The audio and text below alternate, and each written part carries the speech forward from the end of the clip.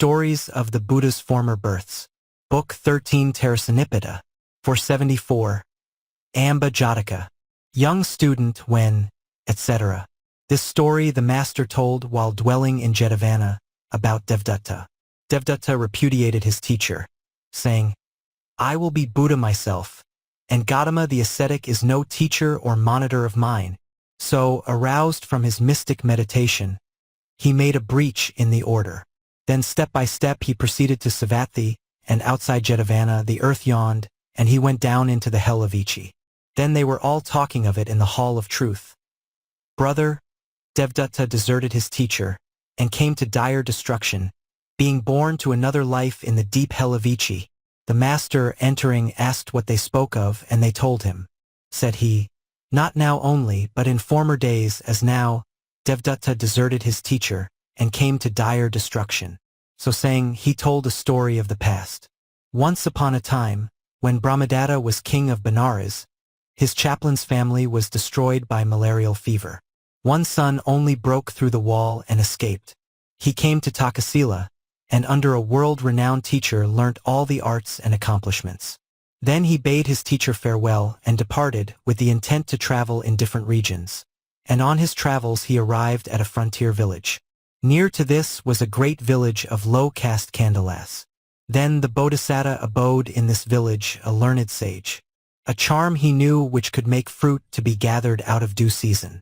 Early of a morning he would take his carrying pole. Forth from that village he would go, until he reached a mango tree which grew in the forest. And standing 7 foot off, he would recite that charm, and throw a handful of water so as to strike on that tree. In a twinkling down fall the sere leaves, sprout forth the new, flowers blow and flowers fall. The mango fruits swell out. But one moment. They are ripe, they are sweet and luscious. They grow like fruit divine. They drop from the tree. The great being chooses and eats such as he will, then fills the baskets hung from his pole, goes home and sells the fruit, and so finds a living for wife and child. Now the young Brahmin saw the great being offer ripe mangoes for sale out of season. Without doubt, thought he, it must be by virtue of some charm that these are grown. This man can teach me a charm which has no price. He watched to see the manner in which the great being procured his fruit, and found it out exactly. Then he went to the great being's house at the time when he was not yet returned from the forest, and making as though he knew nothing, asked the wise man's wife, Where is the teacher? Quoth she, Gone to the woods. He stood waiting until he saw him come, then went to him, and taking the pole and baskets from him, carried them into the house and there set them. The great being looked at him and said to his wife, Lady, this youth has come to get the charm, but no charm will stay with him, for no good man is he. But the youth was thinking, I will get the charm by being my teacher's servant. And so from that time he did all that was to be done in the house. Brought wood, pounded the rice, did the cooking, brought all that was needed for washing the face, washed the feet. One day when the great being said to him, My son, bring me a stool to support my feet. The youth, seeing no other way, kept the great teacher's feet on his own thigh all night. When at a later season the great being's wife brought forth a son, he did all the service that has to be done at a childbirth. The wife said one day to the great being, Husband, this lad, well born though he is, for the charm's sake performs menial service for us. Let him have the charm, whether it stays with him or no. To this he agreed. He taught him the charm and spoke after this fashion, My son, 'tis a priceless charm, and you will get great gain and honor thereby. But when the king or his great minister shall ask you who was your teacher, do not conceal my name. For if you are ashamed that a low-caste man taught you the charm, and say your teacher was a great magnate of the Brahmins, you will have no fruit of the charm. Why should I hide your name? Quoth the lad. Whenever I am asked, I shall say it is you. Then he saluted his teacher, and from the low-caste village he departed, pondering on the charm, and in due time came to Benares. There he sold mangoes and gained much wealth. Now on a day the keeper of the park presented to the king a mango which he had bought from him. The king, having eaten it, asked whence he procured so fine a fruit. My lord, was the answer, there is a young man who brings mangoes out of season, and sells them, From him I procured it. Tell him, says the king, from henceforth to bring the mangoes hither to me. This the man did, and from that time the young man took his mangoes to the king's household. The king, inviting him to enter his service, he became a servant of the king, and gaining great wealth, by degrees he grew into the king's confidence. One day the king asked him and said, "Young man, where do you get these mangoes out of season? So sweet and fragrant and of fine color? Does some serpent or garrula give them to you, or a god? Or is this the power of magic?" "No one gives them to me, O mighty king," replied the young man. "But I have a priceless charm, and this is the power of the charm." "Well, what do you say to showing me the power of the charm one of these days?" "By all means, my lord, and so I will," quoth he. Next day the king went with him into the park, and asked to be shown this charm. The young man was willing, and approaching a mango tree, stood at a distance of 7 foot from it, and repeated the charm, throwing water against the tree. On the instant the mango tree had fruit in the manner above described. A shower of mangoes fell, a very storm. The company showed great delight, waving their kerchiefs. The king ate of the fruit, and gave him a great reward, and said, "Young man, who taught you this charm so marvelous?" Now thought the young man, if I say a low-caste Kandala taught me, I shall be put to shame, and they will flout at me. I know the charm by heart, and now I can never lose it. Well, I will say it was a world-renowned teacher. So he lied and said, "I learnt it at Takkariya, from a teacher renowned the wide world over." As he said the words, denying his teacher, that very instant the charm was gone. But the king, greatly pleased, returned with him into the city. On another day the king desired mangoes to eat, and going into the park and taking his seat upon a stone bench which was used on state occasions, he bade the youth get him mangoes. The youth, willing enough, went up to a mango tree, and standing at a distance of 7 foot from the tree, set about repeating the charm. But the charm would not come. Then he knew that he had lost it, and stood there ashamed. But the king thought, "Formerly this fellow gave me mangoes even in the midst of a crowd, and like a heavy shower the fruit rained down. Now there he stands like a stock. What can the reason be?" Which he inquired by repeating the first stanza. "Young student, when I asked it you of late, you brought me mango fruit both small and great. Now no fruit, Brahmin, on the tree appears, though the same charm you still reiterate." When he heard this, the young man thought to himself, if he should say this day no fruit was to be had, the king would be wroth. Wherefore he thought to deceive him with a lie, and repeated the second stanza. "The hour and moment suit not, so wait I, fit junction of the planets in the sky. The due conjunction and the moment come, then will I bring you mangoes plenteously." "What is this?" the king wondered. The fellow said nothing of planetary conjunctions before, to resolve which questions he repeated 2 stanzas. "You said no word of times and seasons, nor of planetary junctions heretofore, but mangoes, fragrant, delicate in taste, of color fine you brought in plenteous store. Aforetime Brahmin you produced so well, fruit on the tree by muttering of your spell. Today you cannot mutter as you may. What means this conduct, I would have you tell." Hearing this, the youth thought, "There is no deceiving the king with lies. If, when the truth is told, he punishes me, let him punish me. But the truth I will tell." Then he recited 2 stanzas. "A low-caste man my teacher was, who taught duly and well the charm and how it wrought, saying, if you are asked my name and birth, hide nothing, or the charm will come to naught. Asked by the Lord of men, though well I knew, yet in deceit I said what was not true. A Brahmin spells, I lying said, and now, charm lost, my folly bitterly I rue." This heard, the king thought within himself, "The sinful man to take no care of such a treasure. When one has a treasure so priceless, what has birth to do with it?" And in anger he repeated the following stanzas. "Nim, castor oil, or plassy tree, whatever be the tree, where he who seeks finds honeycombs, 'tis best of trees, thinks he. Be it Katiya, Brahmin, Vesa, he from whom a man learns right, Sutta, Kandala, Pakusa, seems chiefest in his sight." Punish the worthless churl, or even slay. Hence hail him by the throat without delay, who having gained a treasure with great toil, throws it with overweening pride away. The king's men so did, saying, Go back to your teacher and win his forgiveness. Then, if you can learn the charm once more, you may come hither again. But if not, never more may you set eyes on this country. Thus they banished him. The man was all forlorn. There is no refuge for me, he thought, except my teacher. To him I will go, and win his pardon, and learn the charm again. So lamenting he went on his way to that village.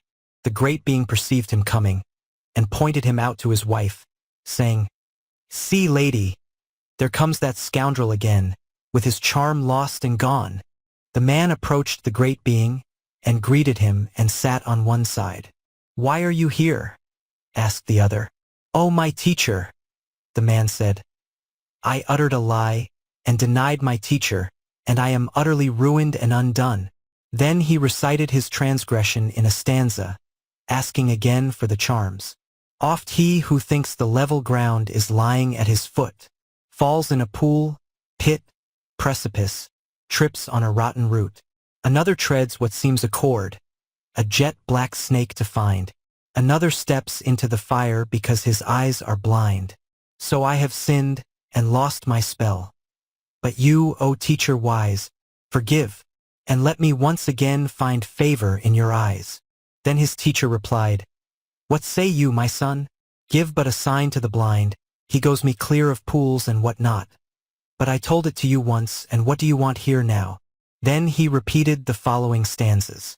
To you in right due manner I did tell, you in due manner rightly learnt the spell. Full willingly its nature I explained, ne'er had it left you had you acted well. Who with much toil, O fool, hath learnt a spell, full hard for those who now in this world dwell. Then, foolish one, a living gained at last, throws all away because he lies will tell. To such a fool unwise of lying fain, ungrateful, who cannot himself restrain. Spells, quotha, mighty spells we give not him. Go hence away, and ask me not again. Thus dismissed by his teacher, the man thought, What is life to me? And plunging into the woods, died forlorn. The master, having made an end of this discourse, said, Not now only, brother, has Devdutta denied his teacher and come to dire destruction. And so saying, he identified the birth. At that time Devdutta was the ungrateful man, Ananda was the king, and I was the low-caste man.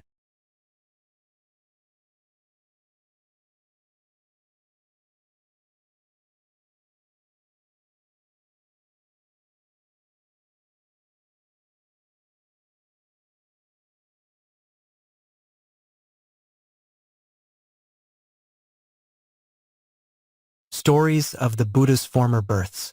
Book 13 Tarasanipita, 475. Phandana Jataka. O man who stand, etc. This story the master told on the bank of the river Rohini, about a family quarrel. The circumstances will be described at large under the Kunala birth. On this occasion the master addressed himself to the kinsman, O king, and said, Once upon a time, when Brahmadatta was king of Benares, there stood without the city a village of carpenters. In it was a Brahmin carpenter, who gained his livelihood by bringing wood from the forest and making carts. At that time there was a great plassy tree in the region of Himalaya. A black lion used to go and lie at its root when hunting for food. One day a wind smote the tree, and a dry branch fell, and came down upon his shoulder. The blow gave him pain, and speedily in fear he uprose and sprang away. Then turning, he looked on the path he came by, and seeing nothing thought, There is no other lion or tiger, nor any in pursuit. Well, methinks, the deity of yon tree cannot away with my lying there. I will find out if so it be. So thinking, he grew angry out of season, and struck the tree and cried, Not a leaf on your tree I eat, not a branch I break. You can put up with other creatures abiding here, and you cannot put up with me. What is wrong with me? Wait a few days, and I will tear you out root and branch. I will get you chopped up chip meal. Thus he upbraided the deity of the tree, and then away he went in search of a man. At that time the Brahmin carpenter aforesaid with 2 or 3 other men had come in a wagon to that neighborhood to get wood for his trade of cartwright. He left his wagon in a certain spot, and then adze and hatchet in hand went searching for trees. He happened to come near this plassy tree. The lion seeing him went and stood under the tree, for thought he, "Today I must see the back of my enemy." But the right looking this way and that fled from the neighborhood of the tree. "I will speak to him before he gets quite away," thought the lion, and repeated the first stanza. "O man, who stand with axe in hand, within this woodland haunt, come tell me true, I ask of you, what tree is it you want?" "Lo, a miracle," quoth the man on hearing this address. "I swear, I never yet saw a beast that could talk like a man. Of course he will know what kinds of wood are good for the cartwright. I'll ask him." Thus thinking, he repeated the second stanza. "Up hill, down dale, along the plain, a king you range the wood. Come tell me true, I ask of you, what tree for wheels is good?" The lion listened and said to himself, "Now I shall gain my heart's desire." Then he repeated the third stanza. "Not sal acacia, not mare's ear, much less a shrub is good. There is a tree they call plassy, and there's your best will wood." The man was pleased to hear this and thought, "A happy day it was brought me into the woodland. Here's a creature in the shape of a beast to tell me what wood is good for the wheelwright. Hey, but that's fine." So he questioned the lion in the fourth stanza. "What is the fashion of the leaves, what sort the trunk to see? Come tell me true, I ask of you, that I may know that tree." In reply the lion repeated 2 stanzas. "This is the tree whose branch you see droop, bend, but never break. This is the plassy, on whose roots my standing place I take. For spoke or felloe, pole of car or wheel or any part, this plassy tree will do for thee in making of a cart." After this declaration, the lion moved aside, joy in his heart. The right began to fell the tree. Then the tree deity thought, "I never dropped anything on that beast. He fell in a rage out of season, and now he is for destroying my home, and I too shall be destroyed. I must find some way of destroying his majesty." So assuming the shape of a woodman, he came up to the right and said to him, "Ho man, a fine tree you have there. What will you do with it when it is down?" "Make a cartwheel." "What? Has anyone told you that tree is good for a cart?" "Yes, a black lion." "Very good, well said, Black Lion. You can make a fine cart out of that tree," says he. "But I tell you that if you flay off the skin from a black lion's neck and put it around the outer edge of the wheel, like a sheath of iron, just a strip 4 fingers wide, the wheel will be very strong, and you will gain a great deal by it." "But where can I get the skin of a black lion?" "How stupid you are! The tree stands fast in the forest and won't run away. You go and find the lion who told you about this tree, and ask him in what part of the tree you are to cut, and bring him here. Then while he suspects nothing, and points out this place or that, wait till he sticks his jaw out, and smite him as he speaks with your sharpest axe. Kill him, take the skin, eat the best of the flesh, and fell the tree at your leisure." Thus he indulged his wrath. To explain this matter, the master repeated the following stanzas. "Thus did at once the plassy tree his will and wish make clear. I too a message have to tell. O Bharadvaja, hear. From shoulder of the king of beasts cut off 4 inches wide, and put it round the wheel, for so more strong it will abide." So in a trice the plassy tree, indulging in his ire, on lions born and those unborn brought down destruction dire. The cartwright, hearing the tree deity's directions, cried out, "Ah! This is a lucky day for me." He killed the lion, cut down the tree, and away he went. The master explained the matter by reciting, "Thus plassy tree contends with beast, and beast with tree contends. So each with mutual dispute to death the other sends. So among men, where'er a feud or quarrel doth arise, they, as the beast and tree did now, cut capers peacock wise.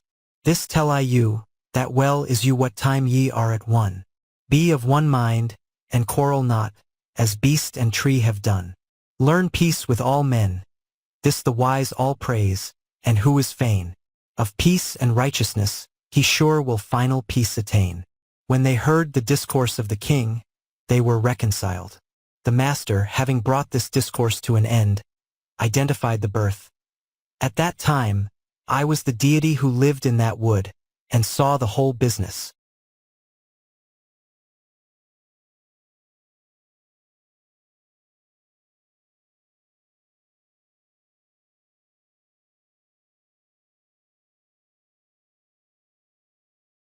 Stories of the Buddha's Former Births.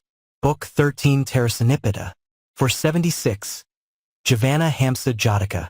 Come, goose, etc. This story the master told at Jetavana about the Dalhadama Satanta, or the parable of the strong men. The Blessed One said, Suppose, brethren, for archers to stand at the 4 points of the compass, strong men, well trained and of great skill, perfect in archery, and then let a man come and say, If these 4 archers, strong, well trained, and of great skill, perfect in archery, shoot forth arrows from 4 points, I will catch those arrows as they are shot, and before they touch the ground. Would you not agree, sure enough, that he must be a very swift man and the perfection of swiftness? Well, brethren, great as the swiftness of such a man might be, great as the swiftness of sun and moon, there is something swifter.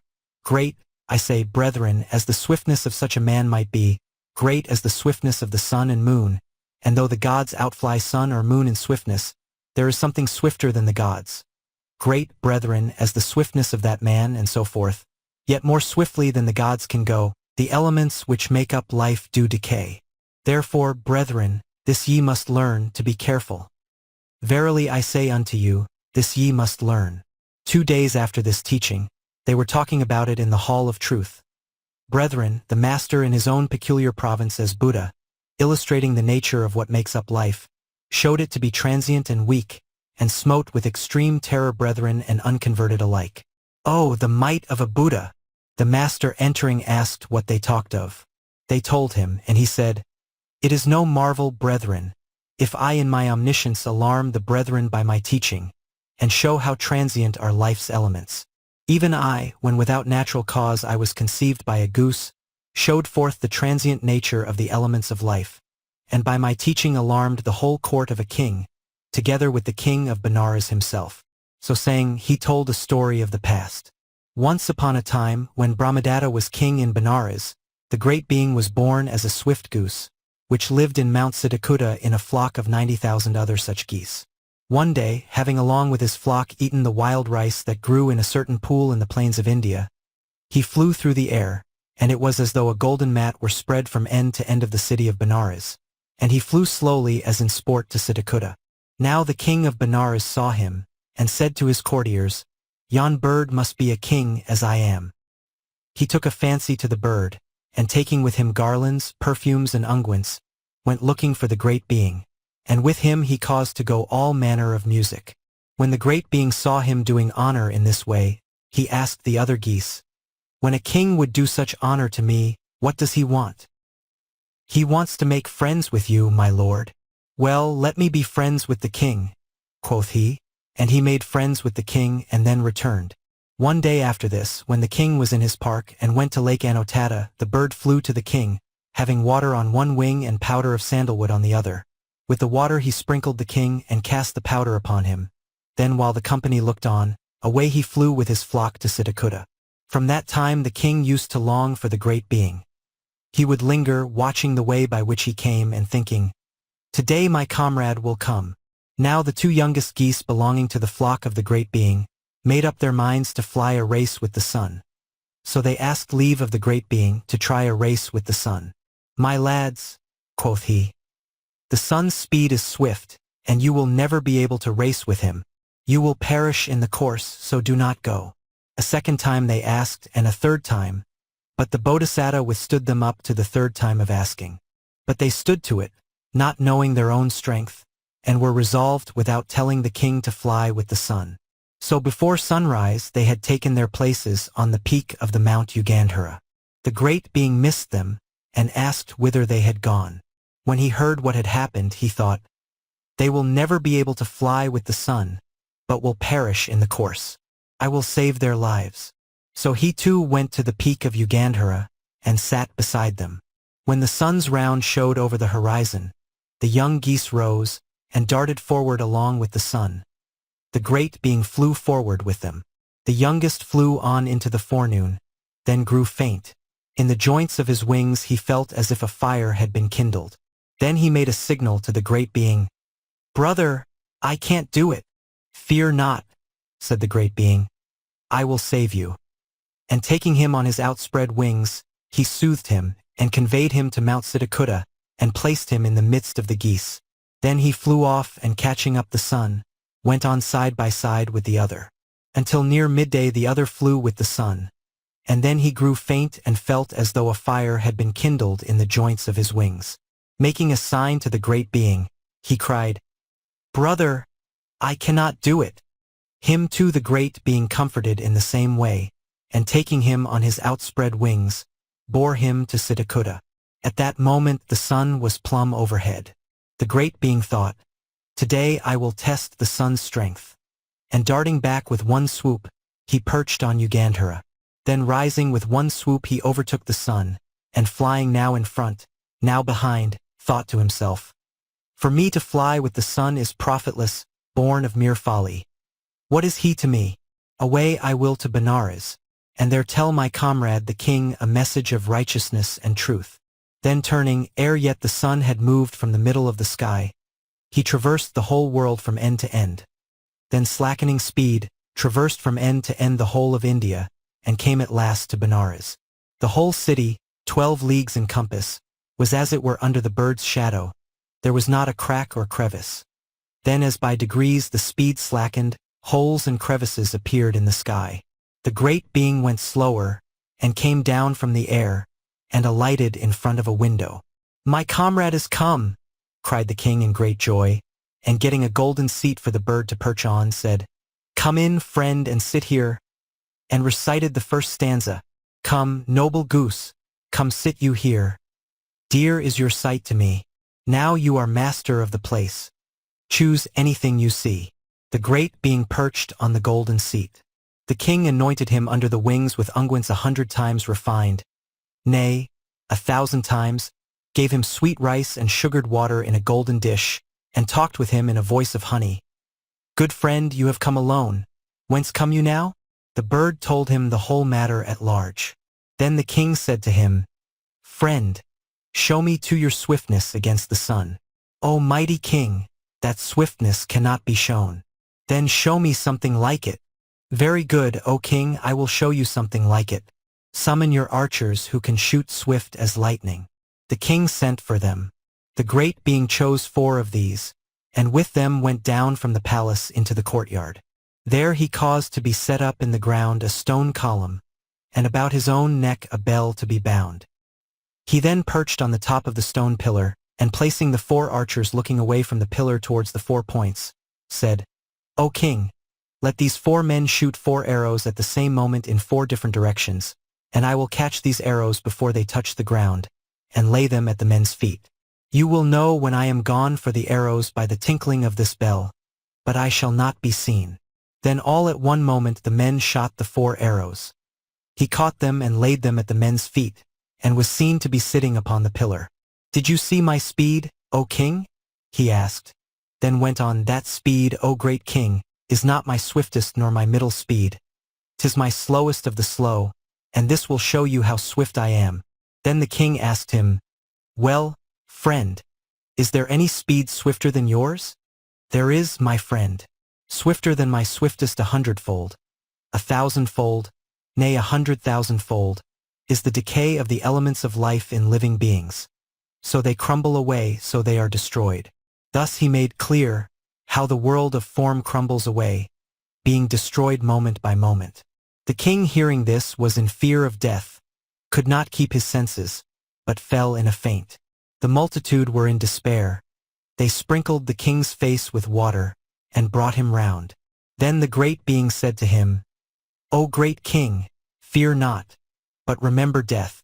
Walk in righteousness. Give alms and do good. Be careful." Then the king answered and said, "My lord, without a wise teacher like you I cannot live. Do not return to Mount Siddhakutta, but stay here, instruct me, be my teacher to teach me." And he put this request in 2 stanzas. By hearing of the loved one love is fed. By sight the craving for the lost falls dead. Since sight and hearing makes men lief and dear, with sight of you let me be favored. Dear is your voice, and dearer far your presence when I see. Then since I love the sight of you, O goose, come dwell with me. The Bodhisattva said, ever would I dwell with thee, in the honor thus conferred. But thou mightst say in wine one day, broil me that royal bird. No, said the king, then I will never touch wine or strong drink. And he made this promise in the following stanza. Accursed be both food and drink I should love more than thee, and I will taste no drop nor sup while thou shalt stay with me. After this the Bodhisattva recited 6 stanzas. The cry of jackals or of birds is understood with ease. Yeah, but the word of men, O king, is darker far than these. A man may think, this is my friend, my comrade of my kin. But friendship goes, and often hate and enmity begin. Who has your heart, is near to you, with you, where'er he be. But who dwells with you, and your heart estranged, afar is he. Who in your house of kindly heart shall be, is kindly still though far across the sea. Who in your house shall hostile be of heart, hostile he is though ocean wide apart. Thy foes, O Lord of chariots, though near thee are afar, but, fosterer of thy realm, the good in heart close linked are. Who stay too long, find oftentimes that friend is changed to foe. Then ere I lose your friendship, I will take my leave and go. Then the king said to him, though I with folded hands beseech, you will not give me ear.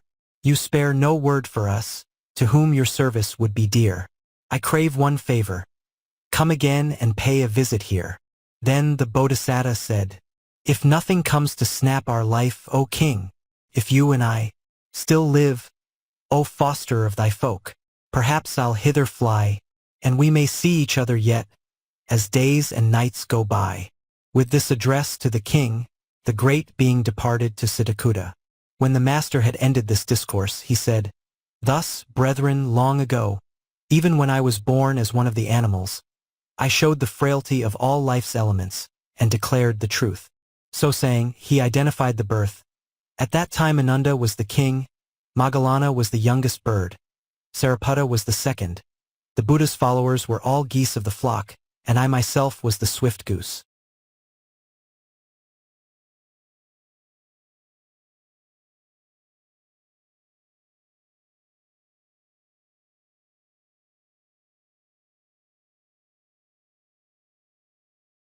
Stories of the Buddha's Former Births. Book 13 Terasanipita, 477. Culla Narada Jataka. No wood is chopped, etc. This story the master told, while dwelling at Javana, about the allurements of a coarse girl.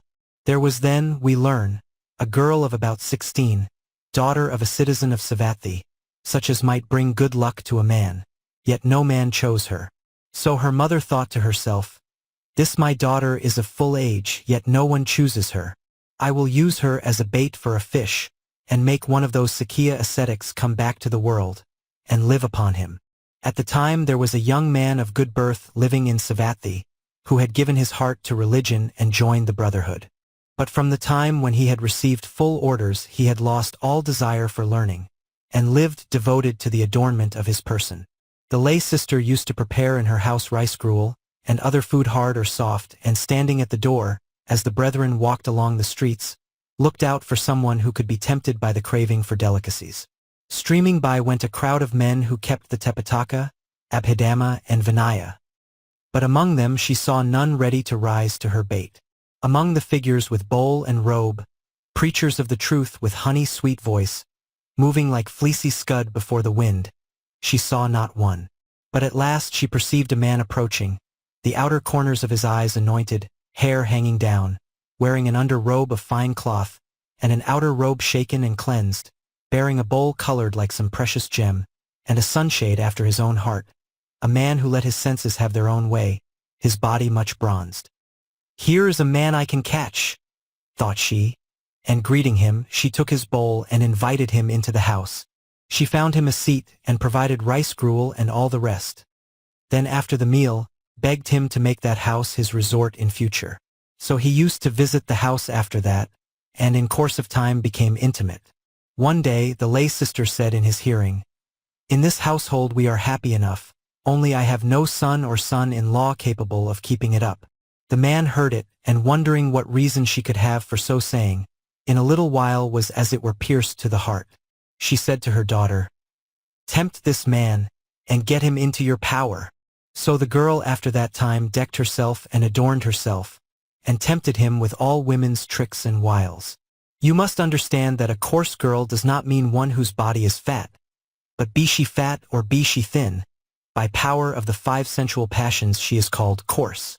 Then the man, being young and under the power of passion, thought in his heart, "I cannot now hold to the Buddha's religion," and he went to the monastery, and laying down bowl and robe, said to his spiritual teachers, "I am discontented." Then they conducted him to the master and said, "Sir, this brother is discontented. Is this true which they say?" Asked he, "That you are discontented, brother?" "Yes, sir, true it is." "Then what made you so?" "A coarse girl, sir." "Brother," said he, "long, long ago, when you were living in the forest, this same girl was a hindrance to your holiness, and did you great harm. Then why are you again discontented on her account?" Then, at the request of the brethren, he told a story of the past. Once upon a time, when Brahmadatta was king in Benares, the Bodhisattva was born into a Brahmin family of great wealth, and after his education was finished managed the estate. Then his wife brought forth a son, and died. He thought, "As in my beloved wife, so in me death shall not be ashamed. What is a home to me? I will become an ascetic." So forsaking his lusts, he went with his son to Himalaya, and there with him entered upon the ascetic life, developed the mystic trance and transcendent knowledge, and dwelt in the woods, supporting life on fruits and roots. At that time the borderers raided the countryside, and having assailed a town and taken prisoners, laden with spoil they returned to the border. Amongst them was a maiden beautiful, but endowed with all a hypocrite's cunning.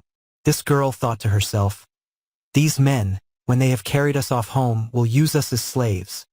I must find some way to escape." So she said, "My lord, I wish to retire. Let me go and stay away for a moment." Thus she deceived the robbers and fled. Now the Bodhisattva had gone out to fetch fruits and the like, leaving his son in the hut. While he was away, this girl, as she wandered about in the forest, came to the hut in the morning, and tempting the son of the ascetic with desire of love, destroyed his virtue, and got him under her power. She said to him, "Why dwell here in the forest? Come, let us go to a village and make a home for ourselves. There it is easy to enjoy all the pleasures and passions of sense." He consented and said, "My father is now out in the woods looking for wild fruits. When we have seen him, we will both go away together." Then the girl thought, "This young innocent knows nothing, but his father must have become an ascetic in his old age. When he comes in, he will want to know what I do here, and beat me and drag me out by the feet, and throw me into the forest. I will get clear away before he comes." So she said to the lad, "I will go first and you may follow." Then pointing out the landmarks, she departed. After she had gone, the lad became sorrowful, and did none of his duties as he was used, but wrapped himself up head and all, and lay down within the hut, fretting. When the great being came in with his wild fruits, he observed the girl's footmark. "That is a woman's footprint," thought he. "My son's virtue must have been lost." Then he entered the hut, and laid down the wild fruit, and put the question to his son by repeating the first stanza. "No wood is chopped, and you have brought no water from the pool. No fire is kindled. Why do you lie mooning like a fool?" Hearing his father's voice, the lad rose and greeted him, and with all respect made known that he could not endure a forest life, repeating a couple of stanzas. "I cannot live in forests. This, O Kassapa, I swear. Hard is the woodland life, and back to men I would repair. Teach me, O Brahmin, when I leave, that wheresoe'er I go, the customs of the countryside I may most fully know." "Very good, my son," said the great being. "I will tell you the customs of the country." And he repeated this couple of stanzas. If 'tis your mind to leave behind the woodland fruits and roots, and dwell in cities, hear me teach the way which that life suits. Keep clear of every precipice, from poison keep afar, sit never in the mud, and walk with care where serpents are. The ascetic's son, not understanding this pithy counsel, asked, what has your precipice to do with the religious way, your mud, your poison, and your snake? Come tell me this, I pray. The other explained, there is a liquor in the world, my son, that men call wine, fragrant, delicious, honey sweet, and cheap, of flavor fine. This Narada for holy men is poison, say the wise. And women in the world can set fools' wits a whirling round. They catch young hearts, as hurricanes catch cotton from the ground. The precipice I mean is this before the good man lies. High honors shown by other men, respect and fame and gain. This is the mud, O Narada, which holy men may stain. Great monarchs with their retinue have in that world dwelling, and they are great, O Narada, and each a mighty king. Before the feet of sovereign lords and monarchs walk not thou. For Narada, these are the snakes of whom I spake just now. The house thou comest to for food, when men sit down to meat, if thou see good within that house, there take thy fill and eat. When by another entertained with food or drink, this do, eat not too much, nor drink too much, and fleshly lusts eschew. From gossip, drink, lewd company, and shops of goldsmiths where, keep thou afar as those who by the uneven pathway fare. As his father went on talking and talking, the lad came to his senses and said, enough of the world for me, dear father. Then his father instructed him how to develop kindliness and other good feelings. The son followed his father's instruction, and ere long caused the ecstasy of mystic meditation to spring up within him. And both of them, father and son, without a break in the trance, were born again in the world of Brahma. When the master had ended this discourse, he identified the birth. At that time this coarse girl was the young woman, the discontented brother was the ascetic son, and I was the father.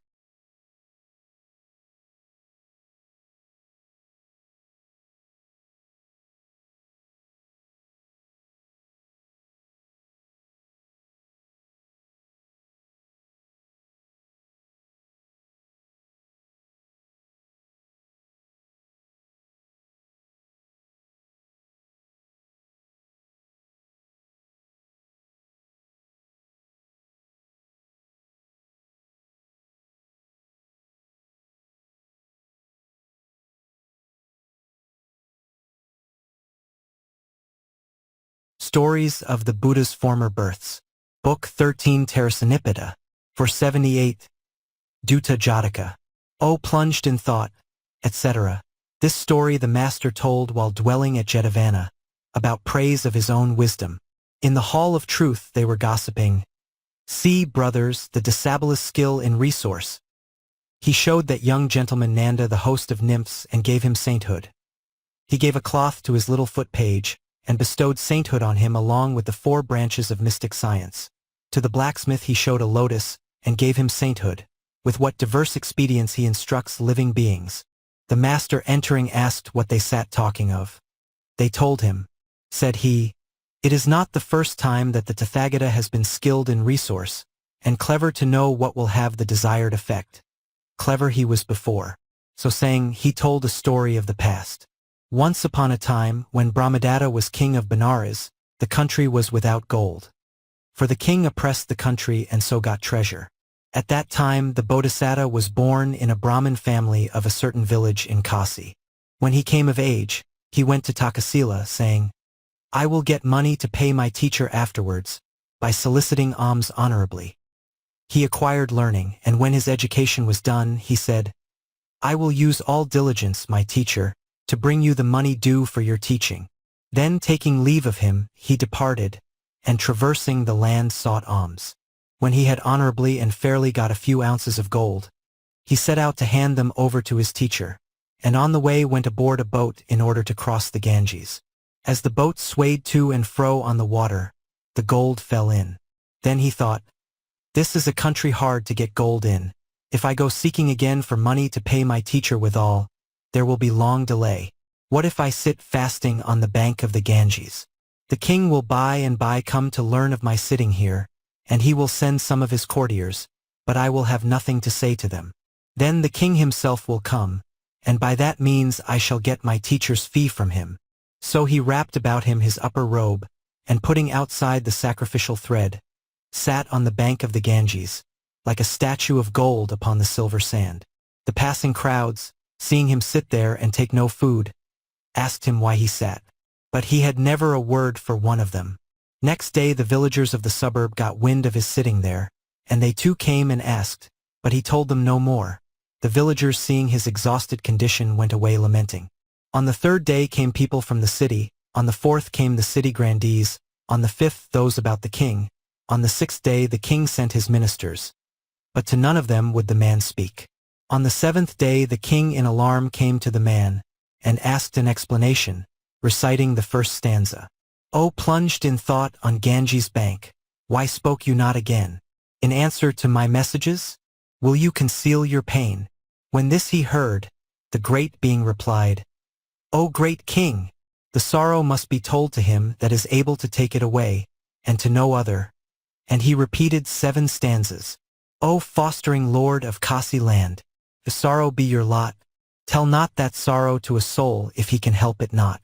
But whosoever can relieve one part of it by right, to him let all his wish declare each sorrow stricken white. The cry of jackals or of birds is understood with ease. Yeah, but the word of men, O king, is darker far than these. A man may think, this is my friend, my comrade of my kin. But friendship goes, and often hate and enmity begin. He who not being asked and asked again, out of due season will declare his pain, surely displeases those who are his friends, and they who wish him well lament amain. Knowing fit time for speaking how to find, knowing a wise man of a kindred mind, the wise to such a one his woe declares, in gentle words with meaning hid behind. But should he see that nothing can amend his hardships, and that telling them will tend to no good issue, let the wise alone endure, reserved and shamefast to the end. Thus did the great being discourse in these 7 stanzas to teach the king, and then repeated 4 others to show his search for money to pay the teacher withal. O king, whole kingdoms I have scoured, the cities of each king, each town or village craving alms, my teacher's fee to bring. Householder, courtier, man of wealth, Brahmin at every door, seeking a little gold I gained, an ounce or 2 no more. Now that is lost, O mighty king, and so I grieve full sore. No power had your messengers to free me from my pain. I wait them well, O mighty king, so I did not explain. But thou hast power, O mighty king, to free me from my pain, for I have weighed your merit well, to you I do explain. When the king read his utterance, he replied, Trouble not, Brahmin, for I will give you your teacher's fee. And he restored him 2-fold. To make this clear, the master repeated the last stanza. The fostering lord of Kasi land did to this man restore, in fullest trust, of gold refined twice what he had before. When the great being had thus delivered himself, he proceeded to pay his teacher's fee, and the king in like manner abode by his advice, giving alms and doing good, and ruled in righteousness. So did they both finally pass away according to their deeds. When the master had ended this discourse, he said, So, brethren, it is not now only that the Tathagata is fertile in resource, but he was always the same. Then he identified the birth. At that time Ananda was the king, Sariputta the teacher, and I was the young man.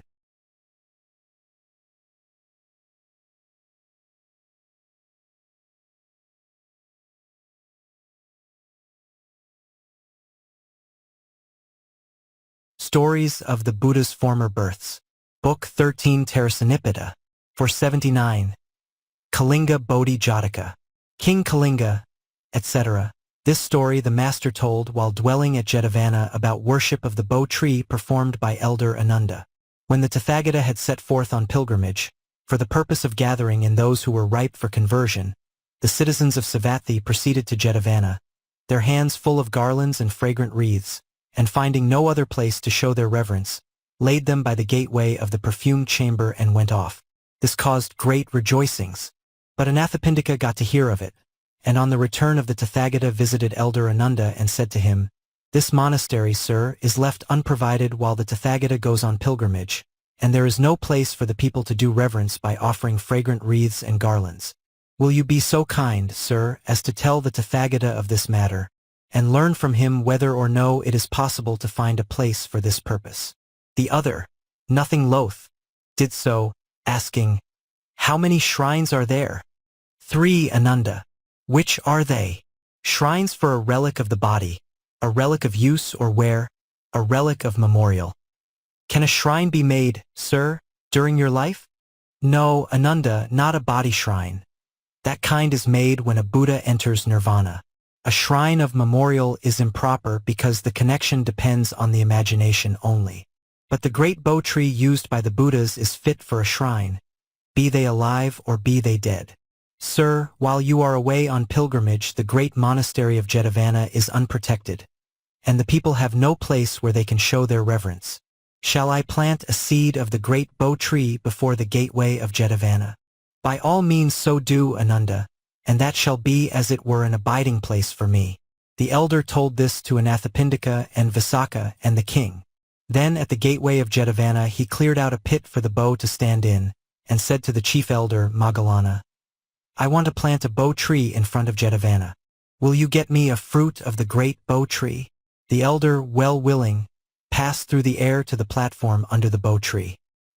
He placed in his robe a fruit that was dropping from its stalk but had not reached the ground, brought it back, and delivered it to Ananda.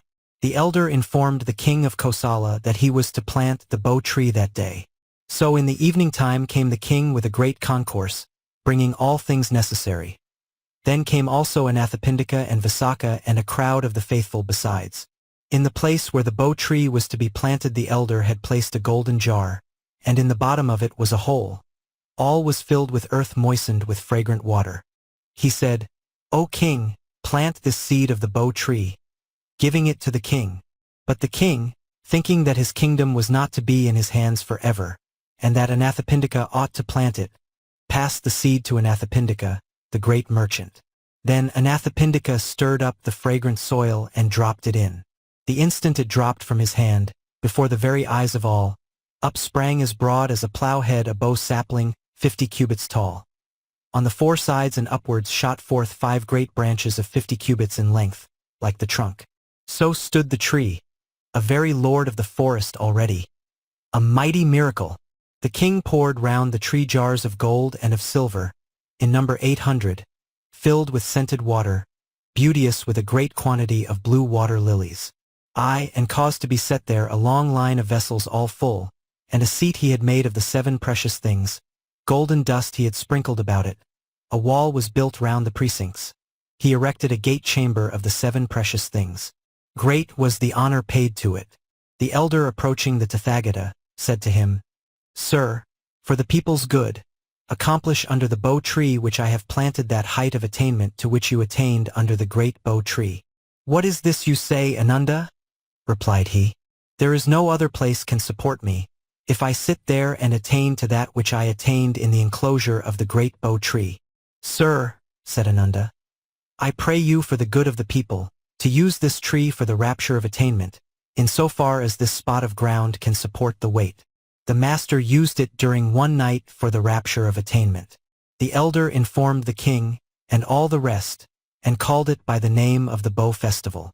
And this tree, having been planted by Ananda, was known by the name of Ananda's Bo Tree. At that time they began to talk of it in the Hall of Truth. Brother, while yet the Tathagata lived, the venerable Ananda caused a bo tree to be planted, 230, and great reverence to be paid to it. "Oh, how great is the elder's power!" The master entering asked what they were talking of. They told him. He said, "This is not the first time, brethren, that Ananda led captive mankind in the 4 great continents, with all the surrounding throngs, and caused a vast quantity of scented wreaths to be brought, and made a bow festival in the precinct of the great bo tree." So saying, he told a story of the past. Once upon a time, in the kingdom of Kalinga, and in the city of Dantapura, reigned a king named Kalinga. He had two sons, named Kalinga and Culla Kalinga, Kalinga the greater and the less. Now fortune-tellers had foretold that the eldest son would reign after his father's death, but that the youngest would live as an ascetic and live by alms, yet his son would be an universal monarch. Time passed by, and on his father's death the eldest son became king, the youngest viceroy. The youngest, ever thinking that a son born of him was to be an universal monarch, grew arrogant on that account. This the king could not brook, so sent a messenger to arrest Kalinga the less. The man came and said, "Prince, the king wishes to have you arrested, so save your life." The prince showed the courtier charged with this mission his own signet ring, a fine rug, and his sword, these three. Then he said, "By these tokens you shall know my son, and make him king." With these words he sped away into the forest. There he built him a hut in a pleasant place, and lived as an ascetic upon the bank of a river. Now in the kingdom of Matta, and in the city of Sagala, a daughter was born to the king of Matta. Of the girl, as of the prince, fortune-tellers foretold that she should live as an ascetic, but her son was to be an universal monarch. The kings of India, hearing this rumor, came together with one accord and surrounded the city. The king thought to himself, "Now, if I give my daughter to one, all the other kings will be enraged. I will try to save her." So with wife and daughter he fled disguised away into the forest, and after building him a hut some distance up the river, above the hut of Prince Kalinga, he lived there as an ascetic, eating what he could pick up. The parents, wishing to save their daughter, left her behind in the hut, and went out to gather wild fruits. While they were gone she gathered flowers of all kinds, and made them into a flower wreath. Now on the bank of the Ganges there is a mango tree with beautiful flowers, which forms a kind of natural ladder. Upon this she climbed, and playing managed to drop the wreath of flowers into the water. One day, as Prince Kalinga was coming out of the river after a bath, this flower wreath caught in his hair. He looked at it and said, "Some woman made this, and no full-grown woman but a tender young girl. I must make search for her." So deeply in love he journeyed up the Ganges, until he heard her singing in a sweet voice, as she sat in the mango tree. He approached the foot of the tree, and seeing her, said, "What are you, fair lady?" "I am human, sir," she replied. "Come down, then," quoth he. "Sir, I cannot. I am of the warrior caste." "So am I also, lady." "Come down." "No, no, sir, that I cannot do. Saying will not make a warrior. If you are so, tell me the secrets of that mystery." Then they repeated to each other these guild secrets. And the princess came down, and they had connection one with the other. When her parents returned she told them about this son of the king of Kalinga, and how he came into the forest in all detail. They consented to give her to him. While they lived together in happy union, the princess conceived, and after 10 months brought forth a son with the signs of good luck and virtue, and they named him Kalinga. He grew up, and learnt all arts and accomplishments from his father and grandfather. At length his father knew from conjunctions of the stars that his brother was dead. So he called his son and said, "My son, you must not spend your life in the forest. Your father's brother, Kalinga the Greater, is dead. You must go to Dantapura, and receive your hereditary kingdom." Then he gave him the things he had brought away with him, signet, rug, and sword, saying, "My son, in the city of Dantapura, in such a street, lives a courtier who is my very good servant. Descend into his house and enter his bedchamber, and show him these 3 things and tell him you are my son. He will place you upon the throne." The lad bade farewell to his parents and grandparents, and by power of his own virtue he passed through the air, and descending into the house of that courtier entered his bedchamber. "Who are you?" asked the other. "The son of Kalinga the Less," said he, disclosing the 3 tokens. The courtier told it to the palace, and all those of the court decorated the city and spread the umbrella of royalty over his head. Then the chaplain, who was named Kalinga Bharadvaja, taught him the 10 ceremonies which an universal monarch has to perform, and he fulfilled those duties. Then on the 15th day, the fast day, came to him from Kakadaha the precious wheel of empire, from the Upasatha stock the precious elephant, from the royal Valaha breed the precious horse, from Vipula the precious jewel, and the precious wife, retinue, and prince made their appearance. Then he achieved sovereignty in the whole terrestrial sphere. One day, surrounded by a company which covered 36 leagues, and mounted upon an elephant all white, tall as a peak of Mount Colossa, in great pomp and splendor he went to visit his parents. But beyond the circuit around the great bow tree, the throne of victory of all the Buddhas, which has become the very navel of the earth, beyond this the elephant was unable to pass. Again and again the king urged him on, but pass he could not. Explaining this, the master recited the first stanza. King Kalinga, Lord Supreme, ruled the earth by law and right. To the bow tree once he came, on an elephant of might. Hereupon the king's chaplain, who was traveling with the king, thought to himself, in the air is no hindrance. Why cannot the king make his elephant go on? I will go and see. Then descending from the air, he beheld the throne of victory of all Buddhas, the navel of the earth, that circuit around the great bow tree. At that time, it is said, for the space of a royal carissa was never a blade of grass, not so big as a hare's whisker.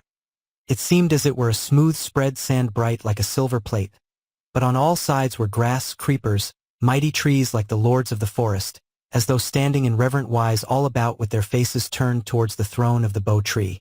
When the Brahmin beheld this spot of earth, this, thought he, is the place where all the Buddhas have crushed all the desires of the flesh, and beyond this none can pass, no not if he were Sakka himself.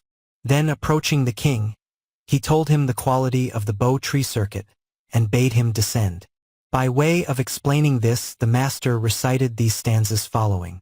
This Kalinga Bharadvaja told his king, the ascetic's son, as he rolled the wheel of empire, guiding him, obeisance done. This the place the poets sing of, here, O mighty king, a light, here attained to perfect wisdom perfect Buddhas, shining bright. In the world, tradition has it, this one spot is hallowed ground, where in attitude of reverence herbs and creepers stand around. Come, descend and do obeisance, since as far as the ocean bound, in the fertile earth all fostering this one spot is hallowed ground. All the elephants thou ownest thoroughbred by dam and sire, hither drive them, they will surely come thus far, but come no nigher. He is thoroughbred you ride on, drive the creature as you will, he can go not one step further. Here the elephant stands still. Spake the soothsayer, heard Kalinga. Then the king to him, quoth he, driving deep the goad into him, be this truth we soon shall see. Pierced, the creature trumpets loudly, shrill as any heron cries, moved, then fell upon his haunches neath the weight, and could not rise. Pierced and pierced again by the king, this elephant could not endure the pain and so died. But the king knew not he was dead, and sat there still on his back. Then Kalinga Bharadvaja said, O great king, your elephant is dead. Pass on to another. To explain this matter, the master recited the 10th stanza. When Kalinga Bharadvaja saw the elephant was dead, he in fear and trepidation then to King Kalinga said, seek another mighty monarch. This thy elephant is dead. By the virtue and magical power of the king, another beast of the Vipassanā breed appeared and offered his back. The king sat on his back. At that moment the dead elephant fell upon the earth. To explain this matter, the master repeated another stanza. This heard, Kalinga in dismay, mounted another and straightway, upon the earth the corpse sank down, and the soothsayer's word for very truth was shown. Thereupon the king came down from the air, and beholding the precinct of the bow tree, and the miracle that was done, he praised Bharadvaja, saying, to Kalinga Bharadvaja King Kalinga thus did say, all thou knowst and understandest, and thou sayest all alway. Now the Brahmin would not accept this praise, but standing in his own humble place, he extolled the Buddhas and praised them. To explain this, the master repeated these stanzas. But the Brahmin straight denied it, and thus spake unto the king, I know sooth of marks and tokens, but the Buddhas everything. Though all-knowing and all-seeing, yet in marks they have no skill. They know all, but know by insight. I a man of books am still. The king, hearing the virtues of the Buddhas, was delighted in heart, And he caused all the dwellers in the world to bring fragrant wreaths in plenty, and for 7 days he made them do worship at the circuit of the great Bo tree. By way of explanation, the master recited a couple of stanzas. Thus worshipped he the great Bo tree with much melodious sound of music, and with fragrant wreaths. A wall he set around, and after that the king went on his way, brought flowers in 60,000 carts an offering to be. Thus King Kalinga worshipped the circuit of the tree. Having in this manner done worship to the great Bo tree, he visited his parents and took them back with him again to Dantapura, where he gave alms and did good deeds, until he was born again in the heaven of the 33. The master, having finished this discourse, said, "It is not now the first time, brethren, that Ananda did worship the Bo tree, but aforetime also," and then he identified the birth. At that time Ananda was Kalinga, and I myself was Kalinga Bharadvaja.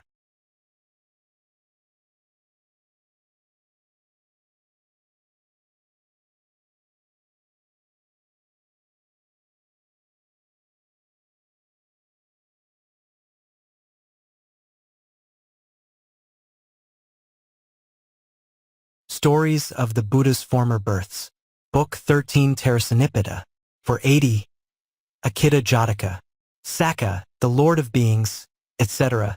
This story the master told while dwelling in Javana, about a generous donor who lived in Savatthi. This man, so it is said, invited the master, and for 7 days gave many gifts to the company which followed with him.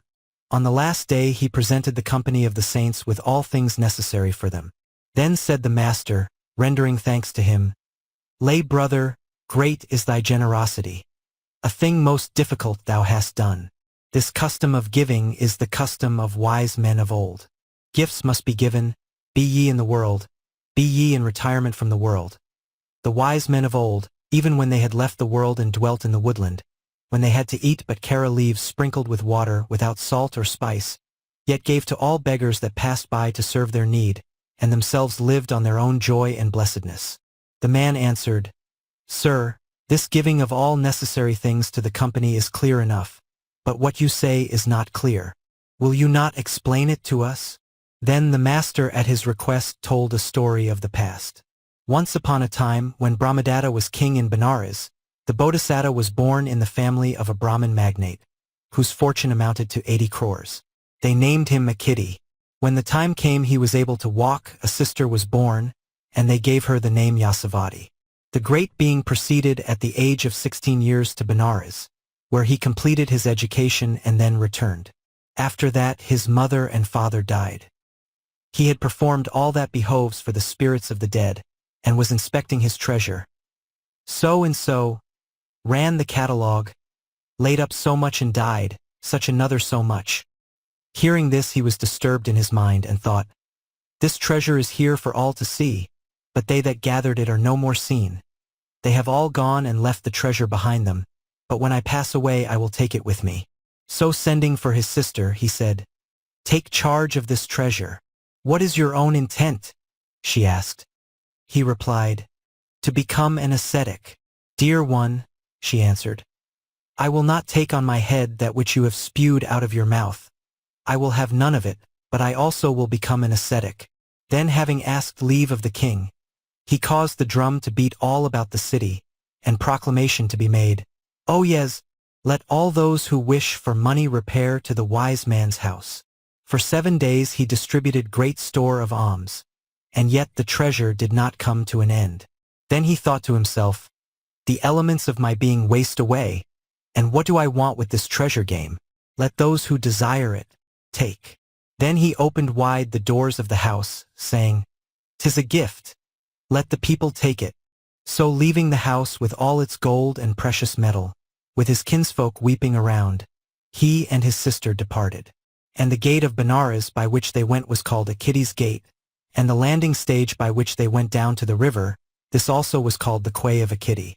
3 leagues he traversed, and there in a pleasant spot made a hut of leaves and branches, and with his sister lived in it as an ascetic. After the time of his retiring from the world, many others also did the same, villagers, townsfolk, citizens of the royal city.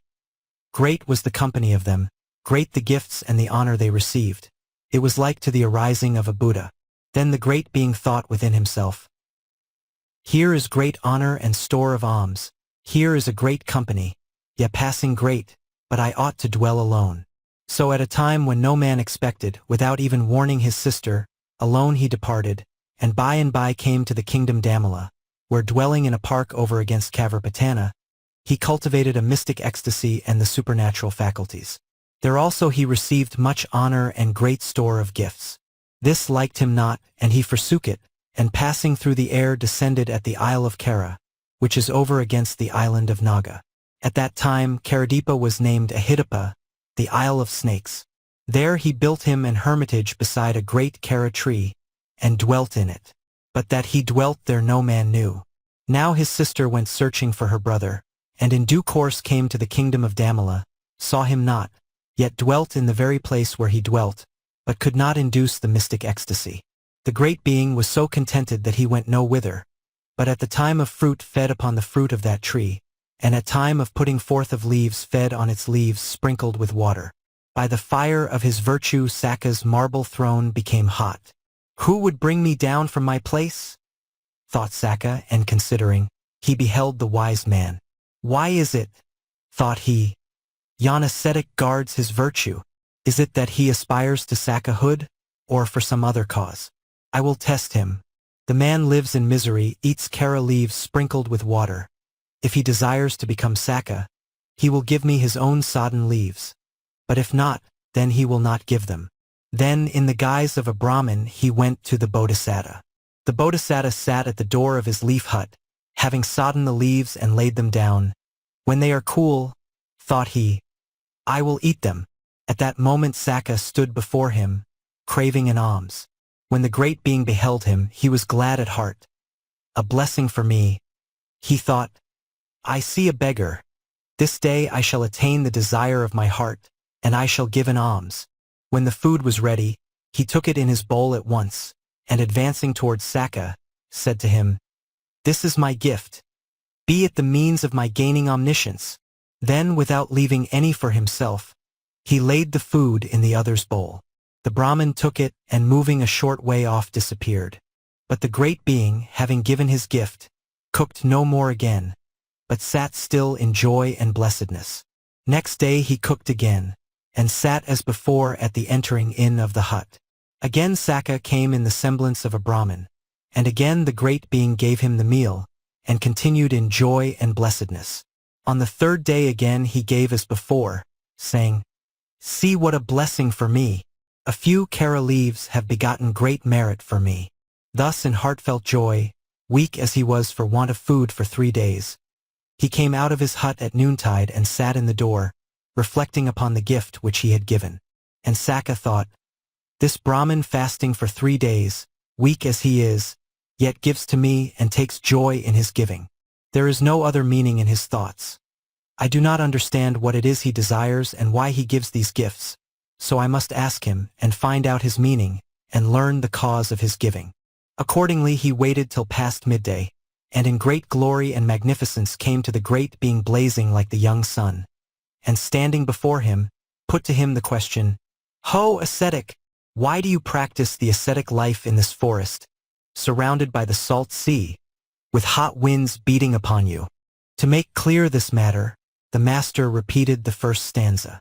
Sakka, the Lord of Beings, saw Akitta honored. "Why, O great Brahmin, do you rest here in the heat?" he said. When the great being heard this and perceived that it was Sakka, he answered and said to him, "Those attainments I do not crave, but craving for omniscience I live the life of a recluse." To make this clear, he recited the second stanza. "Rebirth, the body's breaking up, death, error, all is pain. Therefore, O Sakka, I here in peace remain." Hearing these words, Sakka was pleased in his heart, and thought, "He is dissatisfied with all kinds of being, and for nirvana's sake dwells in the forest. I will offer him a boon." Then he invited him to choose a boon in the words of the third stanza. "Fair spoken, Kassapa, well put, most excellently said. Choose now a boon, as bids your heart, so let the choice be made." The great being repeated the fourth stanza, choosing his boon. Sakka, the Lord of beings all, has offered me a boon. Son, wife or treasure, grain in store, content not though possessed. I pray no lust for such as these may harbor in my breast. Then Saka, much pleased, offered yet other boons, and the great being accepted them, each in turn repeating a stanza as follows. Fair spoken, Kassapa, well put, most excellently said. Choose now a boon, as bids your heart, so let the choice be made. Saka, the Lord of beings all, has offered me a boon. Lands, goods and gold, slaves, horse and kine, grow old and pass away. May I be not like them, nor be this fault in me, I pray.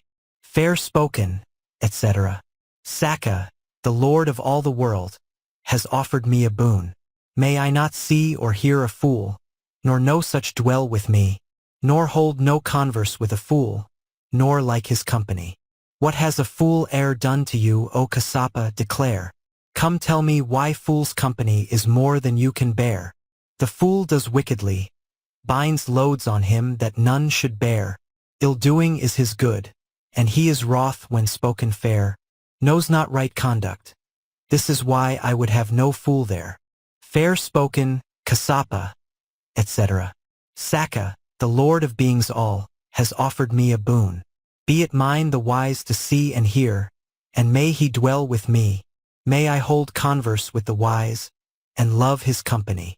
What has the wise man done to you, O Kassapa, declare? Why do you wish that where you are, the wise man should be there? The wise does well, no burden binds on him that none should bear. Well-doing is his good, nor is he wroth when spoken fair, knows well right conduct. This is why 'tis well he should be there. Fair spoken, Kassapa, etc. Saka, the Lord of beings all, has offered me a boon. May I be free from lusts, and when the sun begins to shine, may holy mendicants appear, and grant me food divine. May this not dwindle as I give, nor I repent the deed, but be my heart in giving glad. This choose I for my meed. Fair spoken, Kassapa, well put, most excellently said. Choose now a boon, as bids your heart, so let the choice be made. Saka, the Lord of beings all, to me a boon he gave. O Saka, visit me no more. This boon is all I crave. But many men and women too of those who live aright desire to see me. Can there be a danger in the sight? Such is thy aspect all divine, such glory and delight. This seen, I may forget my vows. This danger has the sight. Well, sir, said Saka, I will never visit you more. And so saluting him and craving his pardon, Saka departed. The great being then dwelt all his life long, cultivating the excellences, and was born again in the world of Brahma. The master, having completed this discourse, identified the birth. At that time Narada was Saka, and I myself was the wise Akitta.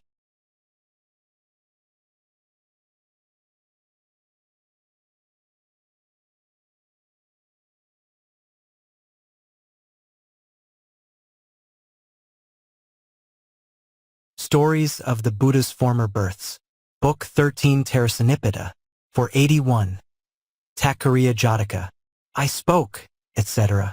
This story the master told while dwelling in Javana, about Culla. During one rainy season the two chief disciples, desiring to leave the multitude and to dwell apart, took leave of the master, and went into the kingdom where Culla was. They repaired to the house of Culla and thus said to him, Brother Culla, since for us it is delightful to dwell with you, and for you to dwell with us we would abide here 3 months. How, quoth the other, will it be delightful for you to dwell with me? They answered, If you tell not a soul that the two chief disciples are dwelling here, we shall be happy, and that will be our delight in dwelling with you. And how is it delightful for me to dwell with you? We will declare the law to you 3 months in your house, and we will discourse to you, and that will be your delight in dwelling with us. Dwell here, brethren, quoth he, so long as you will. And he allotted a pleasant residence to them. There they dwelt in the fruition of the attainments, and no man knew of their dwelling in that place. When they had thus passed the rains they said to him, Brother, now we have dwelt with you, and we will go to visit the master, and asked his leave to go. He agreed, and went with them on the rounds for alms in a village over against the place where they were. After their meal, the elders departed from the village. Kokkalika, leaving them, turned back and said to the people, "Lay brethren, you are like brute animals. Here the two chief disciples have been dwelling for 3 months in the monastery opposite, and you knew nothing of it. Now they are gone. Why did you not tell us, sir?" the people asked. Then they took ghee and oil and simples, raiment and clothes, and approached the elders, saluting them and saying, "Pardon us, sirs, we knew not you were the chief disciples. We have learnt it but today by the words of the reverend brother Kokkalika. Pray have compassion on us, and receive these simples and clothes." Kokkalika went after the elders with them, for he thought, "Frugal the elders are, and content with little. They will not accept these things, and then they will be given to me." But the elders, because the gift was offered at the instigation of a brother, neither accepted the things themselves nor had them given to Kokkalika. The lay folk then said, "Sirs, if you will not accept these, come hither once again to bless us." The elders promised, and proceeded to the master's presence. Now Kokkalika was angry, because the elders neither accepted those things themselves, nor had them given to him. The elders, however, having remained a short while with the master, chose out each 500 brethren as their following, and with these 1,000 brethren went on pilgrimage seeking alms, as far as Kokkalika's country. The lay folk came out to meet them, and led them to the same monastery, and showed them great honor day by day. Great was the store given them of clothes and of simples. Those brethren who went out with the elders dividing the garments gave of them to all the brethren which had come, but to Kokkalika gave none, neither did the elders give him any. Kokkalika, getting no clothes, began to abuse and revile the elders. Sarabha and Moggallana are full of sinful desire. They would not accept before what was offered them, but these things they do accept. There is no satisfying them. They have no regard for another. But the elders, perceiving that the man was harboring evil on their account, set out with their followers to depart. Nor would they return, not though the people begged them to stay yet a few days longer. Then a young brother said, "Where shall the elders stay, layman? Your own particular elder does not wish them to stay here." Then the people went to Kokkalika and said, "Sir, we are told you do not wish the elders to stay here. Go to either appease them and bring them back, or away with you and live elsewhere." In fear of the people this man went and made his request to the elders. "Go back, brother," answered the elders.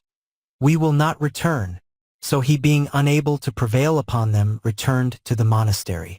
Then the lay brethren asked him whether the elders had returned. "I could not persuade them to return," said he. "Why not, brother?" they asked.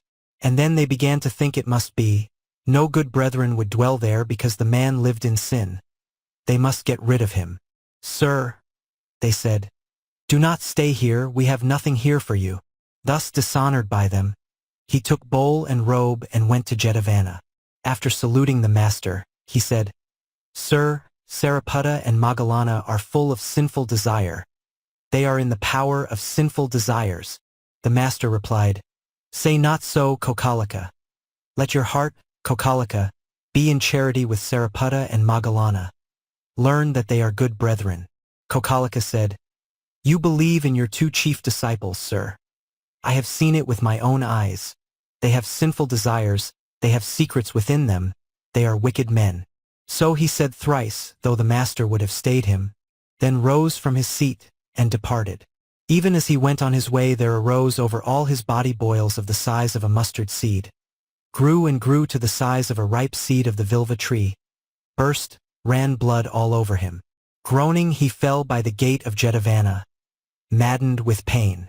A great cry arose, and reached even to Brahma's world. Kokkalika has reviled the two chief disciples. Then his spiritual teacher, the Brahma angel, Tudu by name, learning the fact, came with the intent of appeasing the elders, and said while poised in the air, "Kokkalika, a cruel thing this you have done. Make your peace with the chief disciples." "Who are you, brother?" the man asked. "Tudu Brahma is my name," said he. "Have you not been declared by the Blessed One?" said the man. "One of those who return not? That word means that such come not back to this earth. You will become a goblin upon a dunghill." Thus he upbraided the great Brahma angel. And as he could not persuade the man to do as he advised, he replied to him, "May you be tormented according to your own word." Then he returned to his abode of bliss. And Kokalika dying was born again in the lotus hell.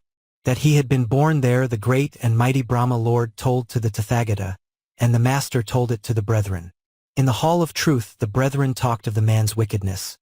"Brother, they say Kokalika reviled Sariputta and Moggallana, and by the words of his own mouth came to the lotus hell."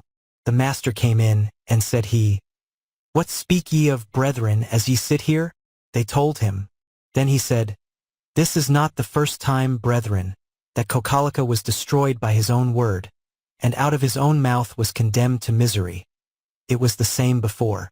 And he told them a story of the past. Once upon a time, when Brahmadatta was king of Benares, his chaplain was tawny brown and had lost all his teeth. His wife committed sin with another Brahmin. This man was just like the other. The chaplain tried times and again to restrain his wife, but could not. Then he thought, "This my enemy I cannot kill with my own hands, but I must devise some plan to kill him." So he came before the king and said, "O king, your city is the chiefest city of all India, and you are the chiefest king. But chief king though you are, your southern gate is unlucky and ill put together. Well now, my teacher, what is to be done? You must bring good luck into it and set it right." "What is to be done?"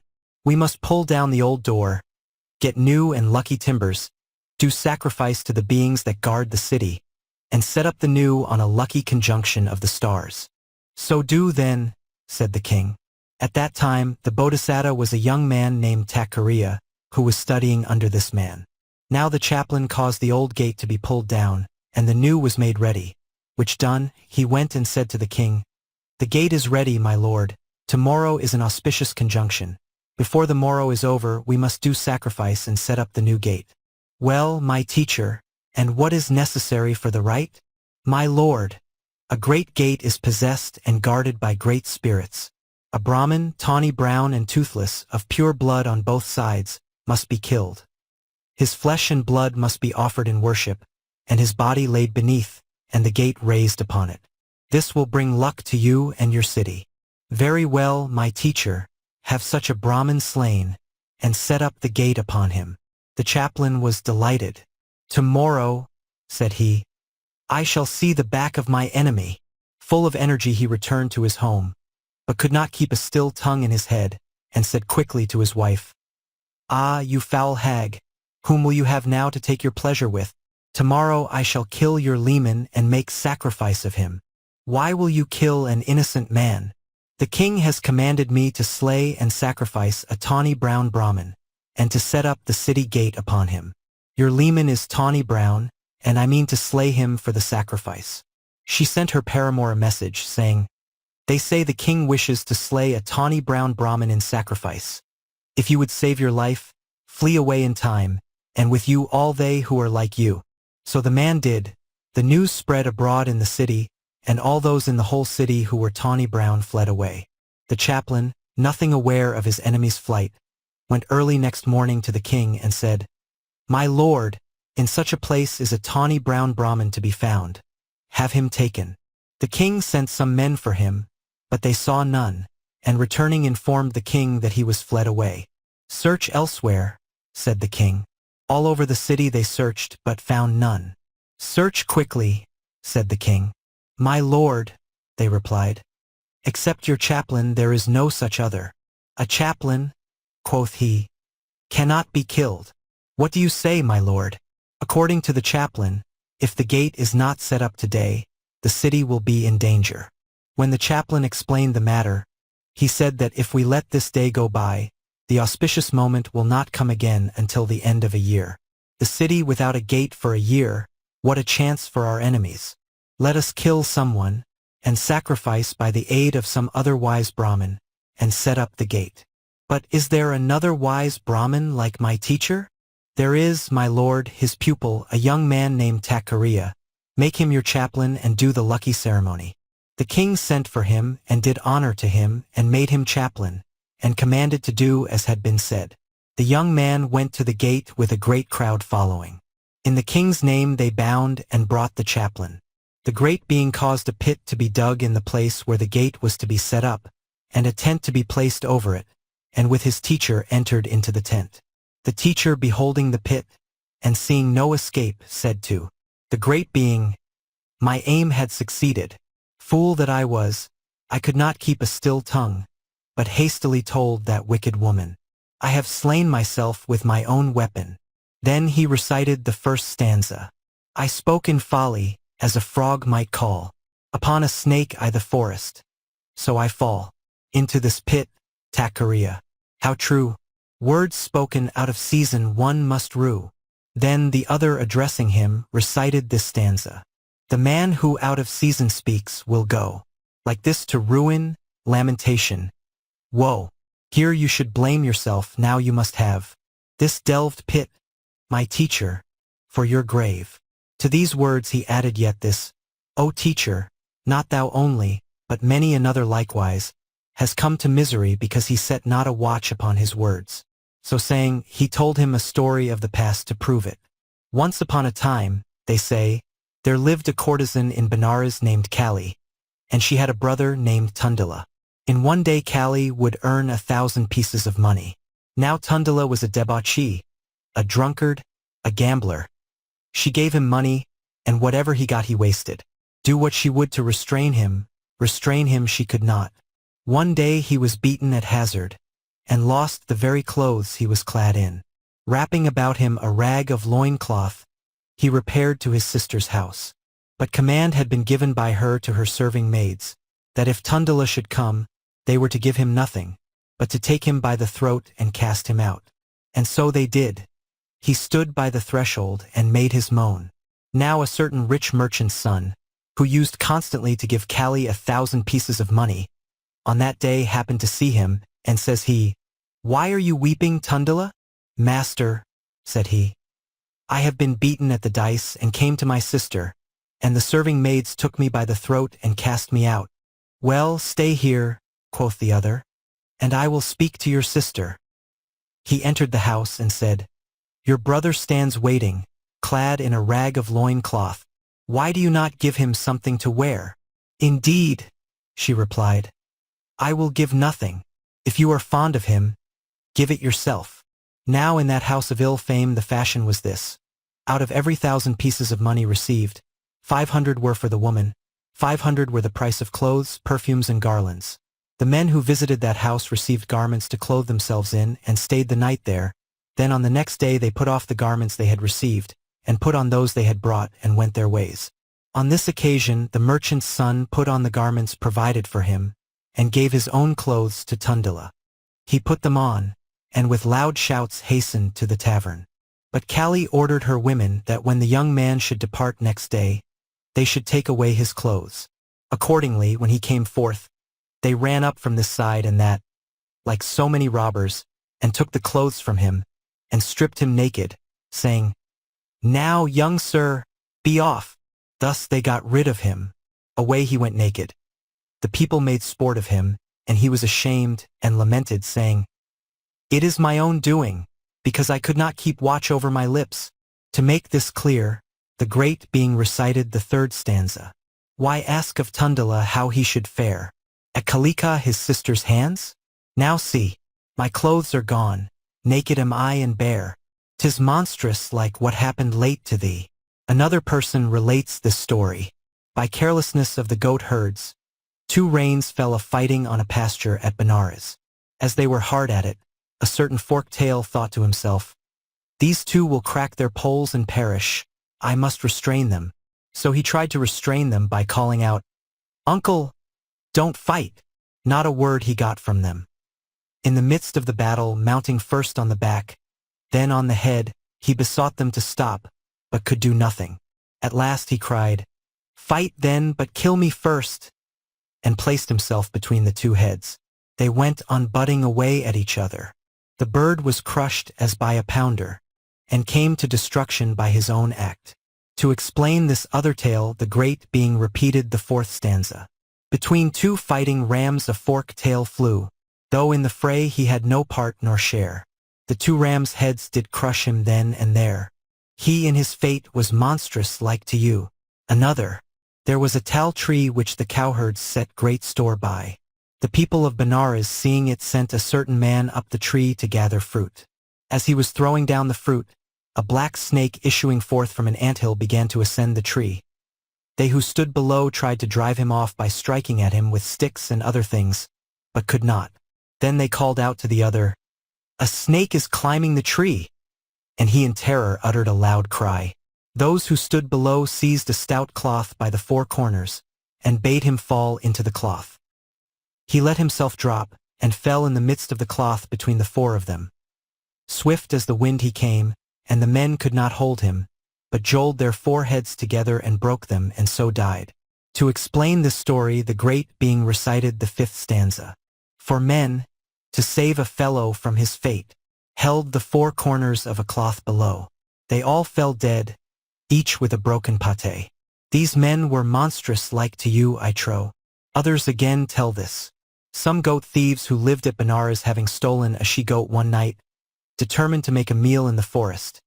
To prevent her bleeding, they muffled her snout and tied her up in a bamboo clump.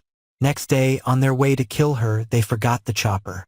"Now we'll kill the goat and cook her," said they. "Bring the chopper here," but nobody had one. "Without a chopper," said they, "we cannot eat the beast even if we kill her. Let her go. This is due to some merit of hers." So they let her go. Now it happened that a worker in bamboos, who had been there for a bundle of them, left a basket-maker's knife there hidden among the leaves, intending to use it when he came again. But the goat, thinking herself to be free, began playing about under the bamboo clump, and kicking with her hind legs made the knife drop. The thieves heard the sound of the falling knife, and on coming to find out what it was, saw it, to their great delight. Then they killed the goat and ate her flesh. Thus, to explain how this she-goat was killed by her own act, the great being recited the sixth stanza. A she-goat, in a bamboo thicket bound, frisking about, herself a knife had found. With that same knife they cut the creature's throat. It strikes me you are monstrous like that goat. After recounting this, he explained, but they who are moderate of speech, by watching their words, have often been freed from the fate of death. And then told a story of fairies. A hunter, we are told, who lived in Benares, being once in the region of Himalaya, by some means or other captured a brace of supernatural beings, a nymph and her husband, and them he took and presented to the king. The king had never seen such beings before. "Hunter," quoth he, "what kind of creatures are these?" Said the man, "My lord, these can sing with a honey voice, they dance delightfully. No men are able to dance or sing as they can." The king bestowed a great reward on the hunter, and commanded the fairies to sing and dance. But they thought, if we are not able to convey the full sense of our song, the song will be a failure, they will abuse and hurt us. And then again, those who speak much speak falsely. So for fear of some falsehood or other they neither sang nor danced, for all the king begged them again and again. At last the king grew angry and said, "Kill these creatures, and cook them, and serve them up to me." This command he delivered in the words of the seventh stanza. "No gods are these nor heaven's musicianers, beasts brought by one who fain would fill his purse. So for my supper let them cook me one, and one for breakfast by the morrow's sun." Then the fairy dame thought to herself, "Now the king is angry, without doubt he will kill us. Now it is time to speak." And immediately she recited a stanza. 100,000 ditties all sung wrong. All are not worth a tithe of one good song. To sing ill is a crime, and this is why. Not out of folly, fairy would not try. The king, pleased with the fairy, at once recited a stanza. "She that hath spoken, let her go that she the Himalaya hill again may see. But let them take and kill the other one, and for tomorrow's breakfast have him done." But the other fairy thought, "If I hold my tongue, surely the king will kill me. Now is the time to speak." And then he recited another stanza. "The kind depend upon the clouds, and men upon the kine. And I, O king, depend on thee, on me this wife of mine. Let one, before he seek the hills, the other's fate divine." When he had said this, he repeated a couple of stanzas to make it clear that they had been silent not from unwillingness to obey the king's word, but because they saw that speaking would be a mistake. O monarch, other peoples, other ways, 'tis very hard to keep you clear of blame. The very thing which for the one wins praise, another finds reproof for just the same. Someone there is who each man foolish finds, each by imagination different still, all different, many men and many minds. No universal law is one man's will. Quoth the king, he speaks the truth, 'tis a sapient fairy. And much pleased he recited the last stanza. Silent they were, the fairy and his mate, and he who now did utter speech for fear, unhurt, free, happy, let him go his gait. This is the speech brings good, as oft we hear. Then the king placed the two fairies in a golden cage, and sending for the huntsman, made him set them free in the same place where he had caught them. The great being added, "See, my teacher." In this manner the fairies kept watch on their words, and by speaking at the right time were set free for their well-speaking. But you by your ill-speaking have come to great misery. Then after showing him this parallel, he comforted him, saying, "Fear not, my teacher. I will save your life." "Is there indeed a way?" asked the other. "How you can save me?" He replied, "It is not yet the proper conjunction of the planets." He let the day go by, and in the middle watch of the night brought thither a dead goat. "Go when you will, Brahmin, and live," said he. Then let him go, and never a soul the wiser. And he did sacrifice with the flesh of the goat, and set up the gate upon it. When the master had ended this discourse, he said, "This is not the first time, brethren, that Culla was destroyed by his own words, but it was the same before." After which he identified the birth.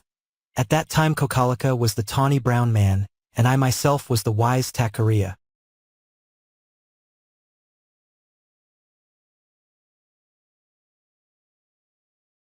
Stories of the Buddha's Former Births. Book 13 Tarasanipada. For 82. Ruru Jataka. I bring you tidings, etc. This story the master told while dwelling in the bamboo grove about Devdatta. One might say to him, "The master is most useful to you, friend Devdatta. You received holy orders from the Tathagata. From him you learnt the 3 baskets, you obtained gifts and honor." When such things were said, it is credibly reported he would reply, "No, friend, the master has done me no good, not so much as a blade of grass is worth. Of myself I received holy orders, myself I learned the 3 baskets, by myself I gained gifts and honor." In the hall of truth the brethren talked of all this. Ungrateful is Devdatta, my friend, and forgets a kindness done. The master came in and would know what they talked of sitting there. They told him, said he, "It is not now the first time, brethren, that Devdatta is ungrateful, but ungrateful he was before, and in days long gone by his life was saved by me, yet he knew not the greatness of my merit." So saying, he told a story of the past. Once upon a time, when Brahmadatta was king of Benares, a great merchant who possessed a fortune of 80 crores, had a son born to him, and he gave him the name of Mahadanaka or Moneyman. But never a thing he taught him. For said he, "My son will find study a weariness of the flesh. Beyond singing and dancing, eating and feasting, the lad knew nothing." When he came of age, his parents provided him with a wife meet for him and afterwards died. After their death, the youth, surrounded by profligates, drunkards and dicers, spent all his substance with all manner of waste and profusion. Then he borrowed money, and could not repay it, and was dunned by his creditors. At last he thought, "What is my life to me? In this one existence I am as it were already changed into another being. To die is better." Whereupon he said to his creditors, "Bring your bills and come hither. I have a family treasure laid up and buried on the bank of the Ganges, and you shall have that." They went along with him. He made as though he were pointing out here and there the hiding place of his treasure, but all the while he intended to fall into the river and drown, and finally ran and threw himself into the Ganges. As the torrent bore him away, he cried aloud with a pitiful cry. Now at that time the great being had been born as a deer, and having abandoned the herd, was dwelling near a bend of the river all by himself, in a clump of sal trees mixed with fair flowering mangoes. The skin of his body was of the color of a gold plate well burnished, Forefeet and hind feet seemed as it were covered with lac. His tail like the tail of a wild ox. The horns of him were as spirals of silver. Eyes had he like bright polished gems. When he turned his mouth in any direction it seemed like a ball of red cloth. About midnight he heard this sad outcry and thought, I hear the voice of a man. While I live let him not die. I will save his life for him. Arising from off his resting place in the bush, he went down to the river bank and called out in a comfortable voice, Ho man, have no fear, I will save you alive. Then he cleft the current and swam to him and placed him upon his back, and bore him to the bank and to his own dwelling place, where for 2 or 3 days he fed him with wild fruits. After this he said to the man, O man, I will now convey you out of this wood, and set you in the road to Benares, and you shall go in peace. But I pray you, be not led away by greed of gain to tell the king or some great man, that in such a place is a golden deer to be found. The man promised to observe his words, and the great being, having received his promise, took him upon his back and carried him to the road to Benares, and went his way. On the day when he reached Benares, the queen consort, whose name was Kima, saw at morning in a dream how a deer of golden color preached the law to her, and she thought, if there were no such creature as this, I should not have seen him in my dream. Surely there must be such a one. I will announce it to the king. Then she went to the king and said, Great king, I am anxious to hear the discourse of a golden deer. If I may, I shall live, but if not, there is no living for me. The king comforted her, saying, If such a creature exists in the world of men, you shall have it. Then he sent for the Brahmins and put the question, Are there such things as gold-colored deer? Yes, there are, my lord.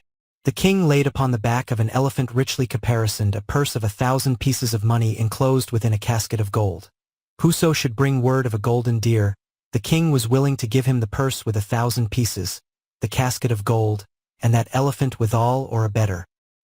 He caused a stanza to be engraved upon a tablet of gold, and delivered this to one of his court, bidding him cry the stanza in his name among all the townsfolk.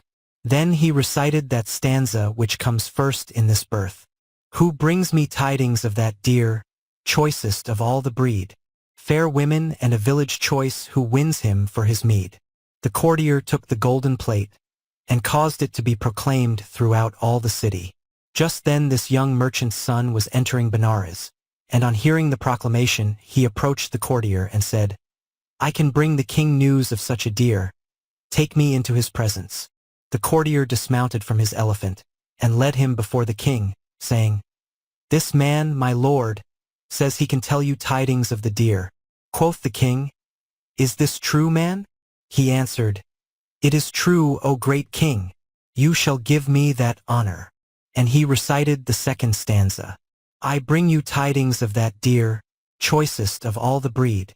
Fair women and a village choice then give me for my meed. The king was glad when he heard these words of the treacherous friend. Come now, said he. Where is this deer to be found? In such a place, my lord, he replied, and declared the way they should go. With a great following he made the traitor guide him to the place, and then he said, Order the army to halt. When the army was brought to a halt, he went on, pointing with his hand, There is the golden deer in that place yonder. And he repeated the third stanza, Within yon clump of flowering sal and mango, where the ground is all as red as cochineal, this deer is to be found. When the king heard these words, he said to his courtiers, Suffer not the deer to escape, but with all speed set a circle about the grove, the men with their weapons in hand. They did so and made an outcry. The king with a certain number of others was standing apart, and this man also stood not far off. The great being heard the sound, and thought he, It is the sound of a great host, therefore I must beware of them. He rose, and spying at all the company perceived the place where the king stood. Where the king stands, thought he, I shall be safe, and thither I must go. And he ran towards the king. When the king saw him coming, he said, A creature strong as an elephant would throw down everything in its path. I will put arrow to string and frighten the beast. If he is for running, I will shoot him and make him weak, that I may take him. Then stringing his bow, he stood facing the Bodhisattva. To explain this matter, the master repeated a couple of stanzas. Forward he went. The bow was bent, the arrow on the string. When thus from far the deer called out, as he beheld the king, O Lord of charioteers, great king, stand still, and do not wound. Who brought the news to you, that here this deer was to be found? The king was enchanted with his honey voice. He let fall his bow, and stood still in reverence. And the great being came up to the king, and talked pleasantly with him, standing on one side. All the host also dropped their weapons, and came up and surrounded the king. At that moment the great being asked his question of the king with a sweet voice. It was like one tinkling a golden bell, who brought the news to you, that here this deer was to be found? Just then the wicked man came closer, and stood within hearing. The king pointed him out, saying, There is he that informed me, and recited the 6th stanza. That sinful man, my worthy friend, that yonder stands his ground. He brought the news to me, that here the deer was to be found. On hearing this, the great being rebuked his treacherous friend, and addressing the king recited the 7th stanza. Upon the earth are many men, of whom the proverb's true. 'Twere better save a drowning log than such a one as you. When he heard this, the king repeated another stanza. Who is it you would blame in this, O dear? Is it some man? Or is it beast or bird? I am possessed with an unbounded fear, at this your human speech which late I heard. Hereupon the great being replied, O great king, I blame no beast and I blame no bird, but a man. To explain which he repeated the 9th stanza. I saved him once when like to drown, on the swift swelling tide that bore him down, and now I am in danger through it. Go with the wicked, and be sure you'll rue it. The king when he heard this was wroth with the man. What? Quoth he. Not to recognize his merit after such a good service. I will shoot him and kill him. He then repeated the 10th stanza. This 4-winged flyer I'll let fly, and pierce him to the heart. So let him perish, the evil doer in his treachery, who for such kindness done no thanks did cherish. Then the great being thought, I would not have him perish on my account, and uttered the 11th stanza. Shame on the fool, O king indeed, but no good men approve a killing. Let the wretch go, and give his meed, all that you promised him fulfilling, and I will serve you at your need. The king was very glad to hear this, and lauding him, uttered the next stanza. Surely this deer is good indeed, to pay back ill for ill unwilling. Let the wretch go, I give his meed, all that I promised him fulfilling, and you go where you will, good speed. At this the great being said, O mighty king, men say one thing with their lips, and do another. To expound which matter he recited 2 stanzas. The cry of jackals and of birds is understood with ease. Yeah, but the word of men, O king, is harder far than these. A man may think, this is my friend, my comrade of my kin, but friendship goes, and often hate and enmity begin. When the king heard these words, he answered, O king of the deer, do not suppose that I am one of that kind. For I will not deny the boon I have promised you, not even if I lose my kingdom for it. Trust me. And he gave him choice of a boon. The great being accepted this boon at his hands, and chose this, that all creatures, beginning with himself, should be free from danger. This boon the king granted, and then took him back to the city of Benares, and having adorned and decorated the city, and the great being also, caused him to discourse to the queen his wife. The great being discoursed to the queen, and afterwards to the king and all his court, in a human voice sweet as honey. He admonished the king to hold fast by the 10 virtues of kings, and he comforted the great multitude, and then returned to the woodland, where he dwelt among a herd of deer. The king sent a drum beating about the city, with this proclamation, I give protection to all creatures. From that time onwards no one durst so much as raise hand against beast or bird. Herds of deer devoured the crops of mankind, and no one was able to drive them away. A crowd assembled in the king's courtyard, and complained. To make this clear, the master repeated the following stanza. The country folk and townsfolk all straight to the king they went. The deer are eating up our crops. This let the king prevent. Hearing this, the king recited a couple of stanzas. Be it the people's wish or no, e'en if my kingdom cease, I cannot wrong the dear, to whom I promised life and peace. The people may desert me all, my royal power may die. The boon I gave that royal dear I never will deny. The people listened to the king's words, and finding themselves unable to say anything, departed. This saying was spread abroad. The great being heard of it, and assembling all the deer, laid his bidding on them. From this time forward you must not devour the crops of men. He then sent a message to men, that each should set up a placard on his own lands. The men did so, and at that sign even to this day the deer do not devour the crops. When the master had ended this discourse, he said, This is not the first time, brethren, that Devduta has been ungrateful. And then he identified the birth. At that time, Devduta was the merchant's son, Ananda was the king, and I myself was the deer.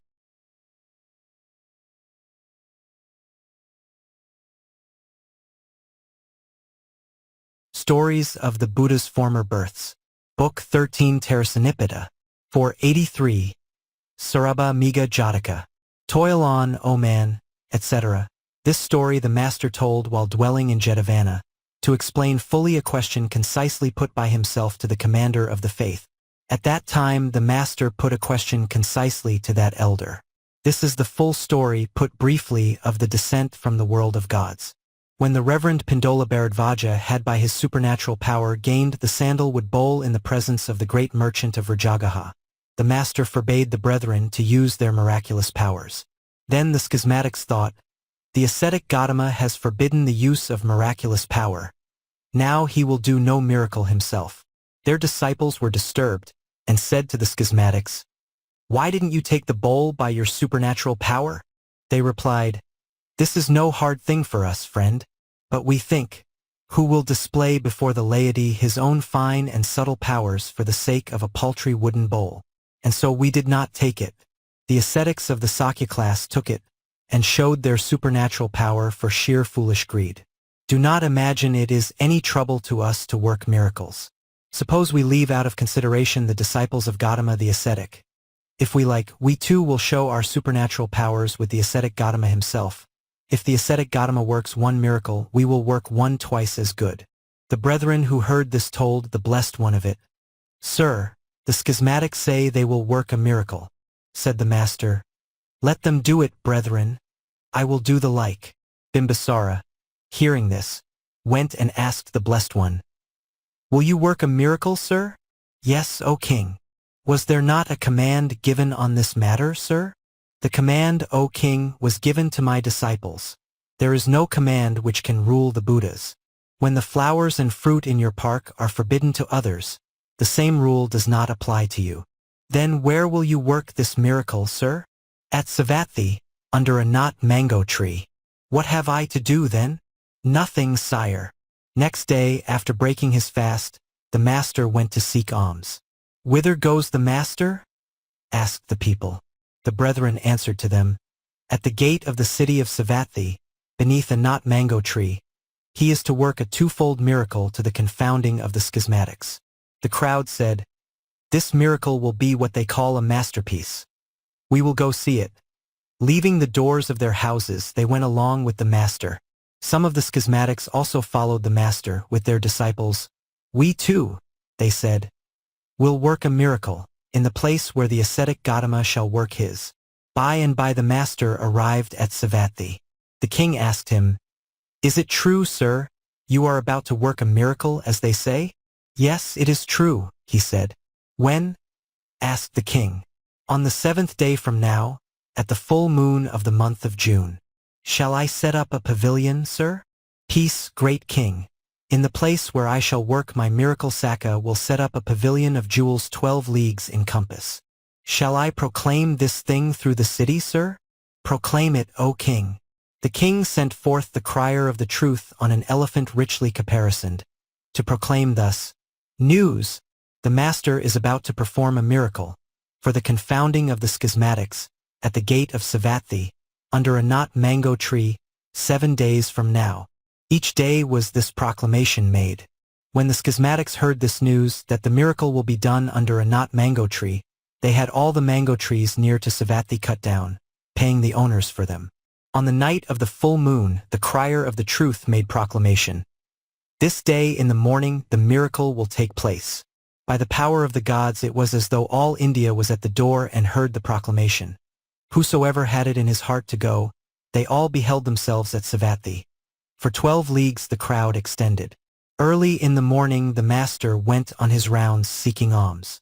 The king's gardener, Ganda or not by name, was just taking to the king a fine ripe mango fruit. Thoroughly ripe, big as a bushel, when he espied the master at the city gate. "This fruit is worthy of the master," said he, and gave it to him. The master took it, and sitting down then and there on one side, ate the fruit. When it was eaten, he said, "Ananda, give the gardener this stone to plant here on the spot. This shall be the not mango tree." The elder did so. The gardener dug a hole in the earth and planted it. On the instant the stone burst, roots sprouted forth, up sprang a red shoot tall as a plow pole. Even as the crowd stared it grew into a mango tree of 100 cubits, with a trunk 50 cubits and branches of 50 cubits in height. At the same time flowers bloomed, fruit ripened. The tree stood filling the sky, covered with bees, loaden with golden fruit. When the wind blew on it, sweet fruits fell. Then the brethren came up and ate of the fruit, and retired. In the evening time the king of the gods, reflecting, perceived that it was a task laid on him to make a pavilion of the 7 precious things. So he sent Vipassanā, and caused him to make a pavilion of the 7 precious things, 12 leagues in compass, covered all over with blue lotus. Thus the gods of 10,000 spheres were gathered together. The master, having for the confounding of the schismatics performed a twofold miracle passing marvelous among his disciples, caused faith to spring up in multitudes, then arose and, sitting in the Buddha's seat, declared the law. 20 crores of beings drank of the waters of life. Then, meditating to see whither it was that former Buddhas went when they had done a miracle, and perceiving that it was to the heaven of the 33, up he rose from the Buddha's seat. The right foot he placed on the top of Mount Ugandhara, and with his left strode to the peak of Sinnaru. He began the season of rains under the great coral tree, seated upon the yellow stone throne. For the space of 3 months, he discoursed upon transcendental doctrine to the gods. The people knew not the place whither the master had gone. They looked and said, "Let us go home," and abode in that place during the rainy season. When the Lenten season was near to its end, and the feast was at hand, the great elder Moggallana went and announced it to the Blessed One. Thereupon the master asked him, "Where is Sarabha now?" He, sir, after the miracle which delighted him, remained with 500 brethren in the city of Samkasa, and is there still. Moggallana, on the 7th day from now I shall descend by the gate of Samkasa. Let those who desire to behold the Tathagata assemble in the city of Samkasa. The elder assented, went and told the people. The whole company he transported from Savatthi to Samkasa, a distance of 30 leagues, in the twinkling of an eye. Leant over, and the feast celebrated, the master told King Sakka that he was about to return to the world of men. Then Sakka sent for Vipassanā and said to him, "Make a stairway for the Disabala to descend into the world of men." He placed the head of the stairway upon the peak of Sinnaru, and the foot of it by the gate of Samkasa, and between he made 3 descents side by side, one of gems, one of silver, and one of gold. The balustrade and cornice were of the 7 things of price. The master, having performed a miracle for the world's emancipation, descended by the midmost stair made out of gems. Sakka carried the bowl and robe, Suyama a yak's tail fan, Brahma lord of all beings bore a sunshade, and the deities of 10,000 spheres did worship with divine garlands and perfumes. When the master stood at the foot of the staircase, first elder Sarabha gave him greeting, afterwards the rest of the company. Amidst this assembly the master thought, Moggallana has been shown to possess supernatural power, Upali as one who is versed in the sacred law, but the quality of high wisdom possessed by Sarabha has not been shown. Save and except me, no other possesses wisdom so full and complete as his. I will make known the quality of his wisdom. First of all he asked a question which is put to ordinary persons, and the ordinary persons answered it.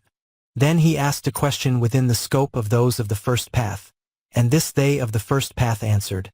but the ordinary folk knew not of it. In the same way he asked questions in turn within the scope of those of the second and third paths, of the saints, of the chief disciples, and in each case those who were below each grade in turn were unable to answer, but they who were above could answer.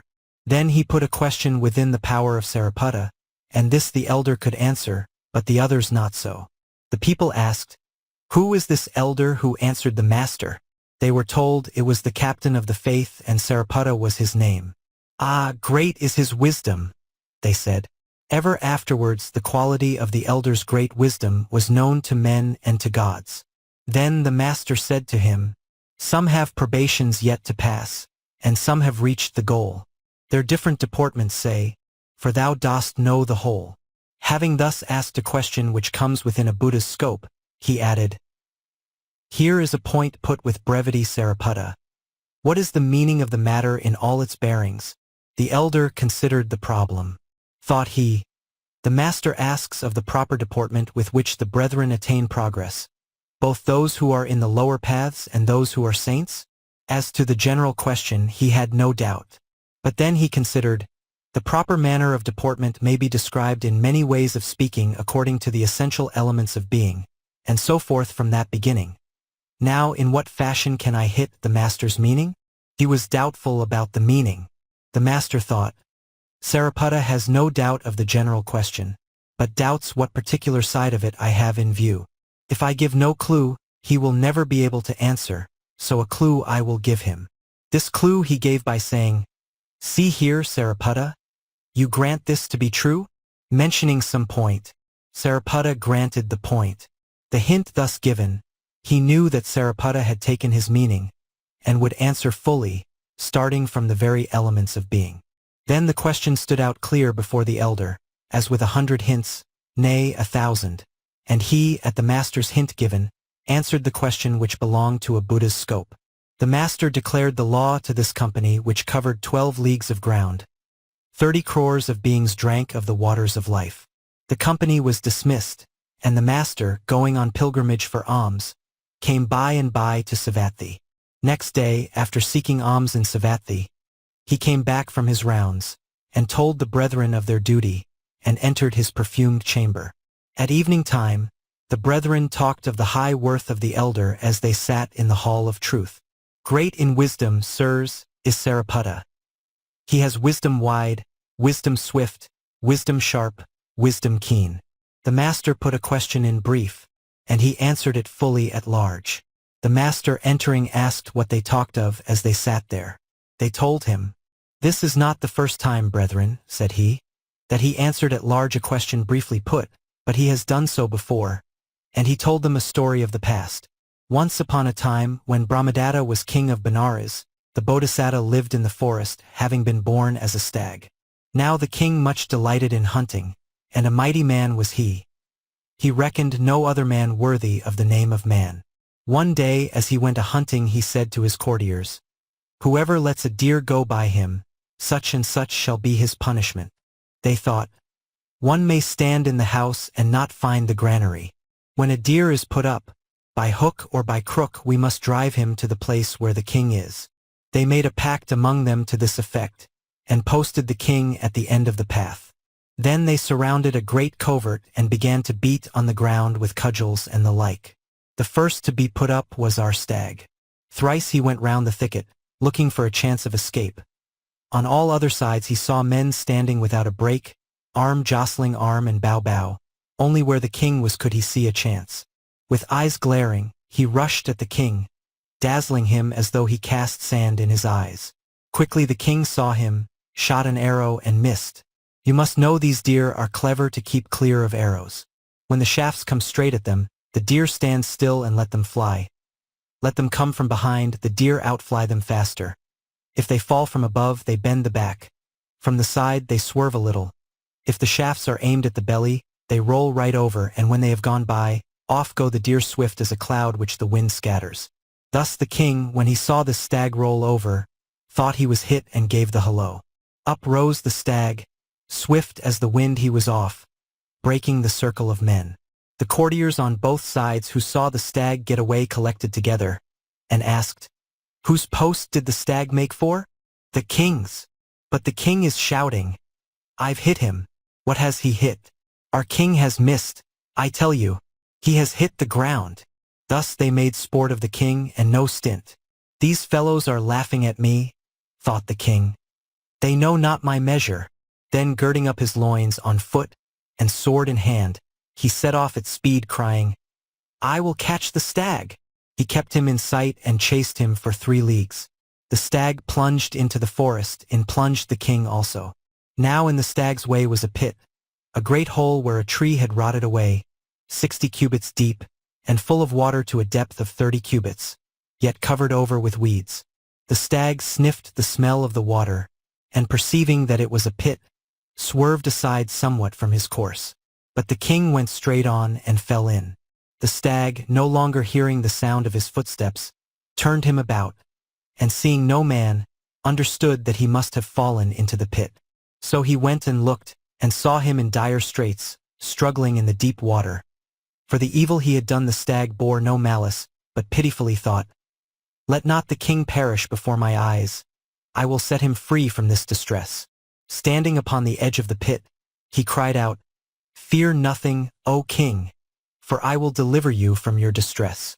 Then with an effort, as earnest as though he would save his own beloved son, he supported himself upon the rock, and that king who had come after him to slay, him he drew up from out of the pit, 60 cubits in depth, and comforted him, and set him upon his own back, and led him forth from the forest, and set him down not far from his army. Then he admonished the king, and established him in the 5 virtues. But the king could not leave the great being, but said to him, "My lord king of the stags, come with me to Benares, for I give thee the lordship over Benares, a city that spreads over 12 leagues, that you may rule over it." But he said, "Great king, I am one of the animals, and I want no kingdom. If you have any care for me, keep the good precepts I have taught you, and teach your subjects to keep them too." With this advice he returned into the forest. And the king returned to his army, and as he remembered the noble qualities of the stag his eyes filled with tears. Surrounded by a division of his army, he went through the city, while the drum of the law was beat, and caused this proclamation to be made: "From this day forward, let all the dwellers in this city observe the 5 virtues." But he told no one of the kindness done to him by the great being.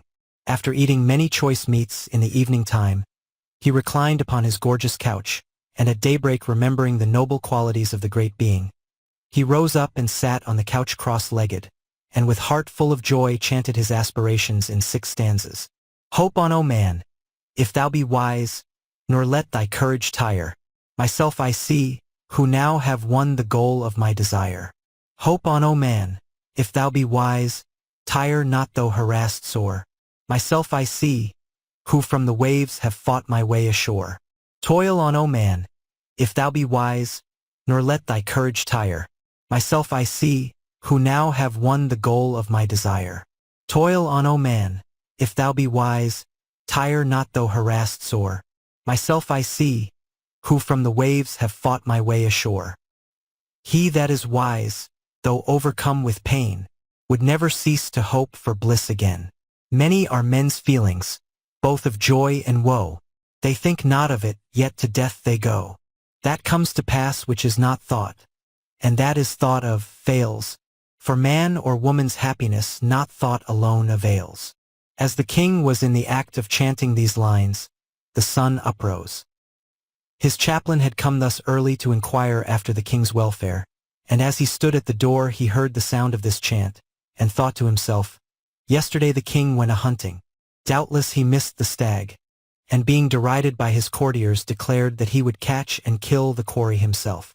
Then no doubt he chased him, being pricked in his pride as a warrior, and fell into a 60-cubit pit, and the merciful stag must have pulled him out without a thought of the king's offense against him. That is why the king is chanting this hymn, methinks." Thus the Brahmin heard every word of the king's chant, and that which fell out betwixt the king and the stag became clear as a face reflected in a well-polished mirror. He knocked at the door with his fingertips. "Who is there?"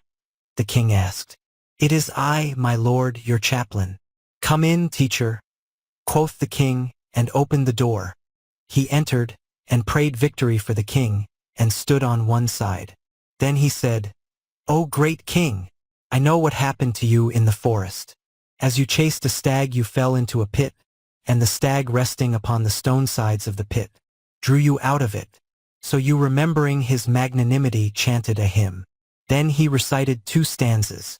The stag that on a mountain steep thy quarry was of late, he bravely gave thee life, for he was free from greed and hate.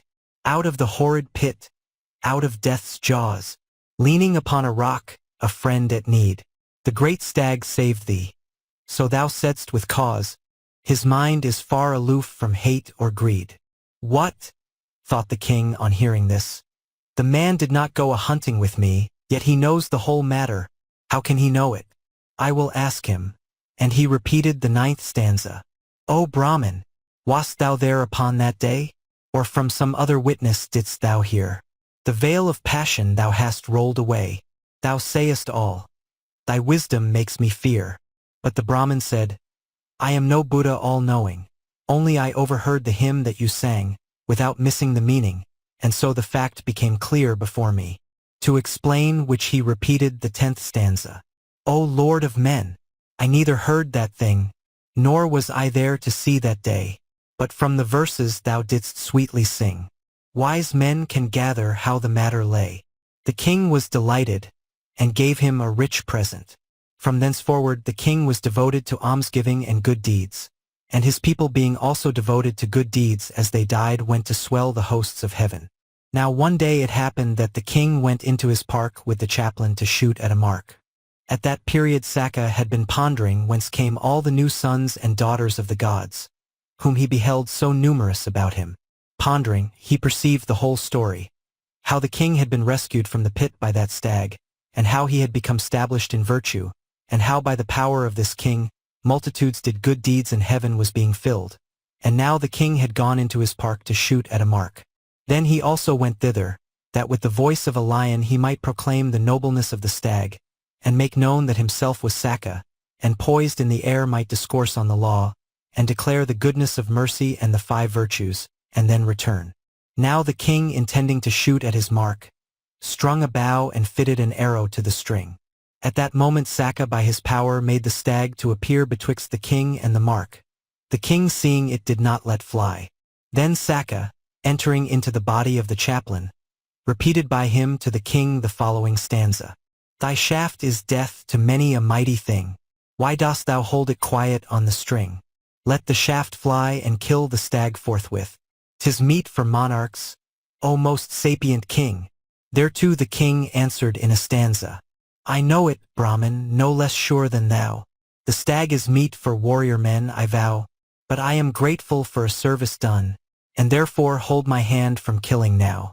Then Saka repeated a couple of stanzas. "'Tis no stag, O mighty monarch, but a Titan is this thing. Thou art king of men, but kill it, of the gods thou shalt be king. But if thou hesitate, O valiant king, to kill the stag, because he is thy friend, to death's cold river and to death's dread king, thou and thy wife and children shall descend." At this the king repeated 2 stanzas. "So be it, to death's river and death's king. Send me, my wives and children, all my train of friends and comrades. I'll not do this thing, and by my hand this stag shall not be slain. Once in a grisly forest full of dread, that very stag saved me from hopeless woe. How can I wish my benefactor dead, after such service done me long ago?" Then Saka came forth from the chaplain's body, and put on his own shape, and poised in the air recited a couple of stanzas which showed forth the noble worth of the king.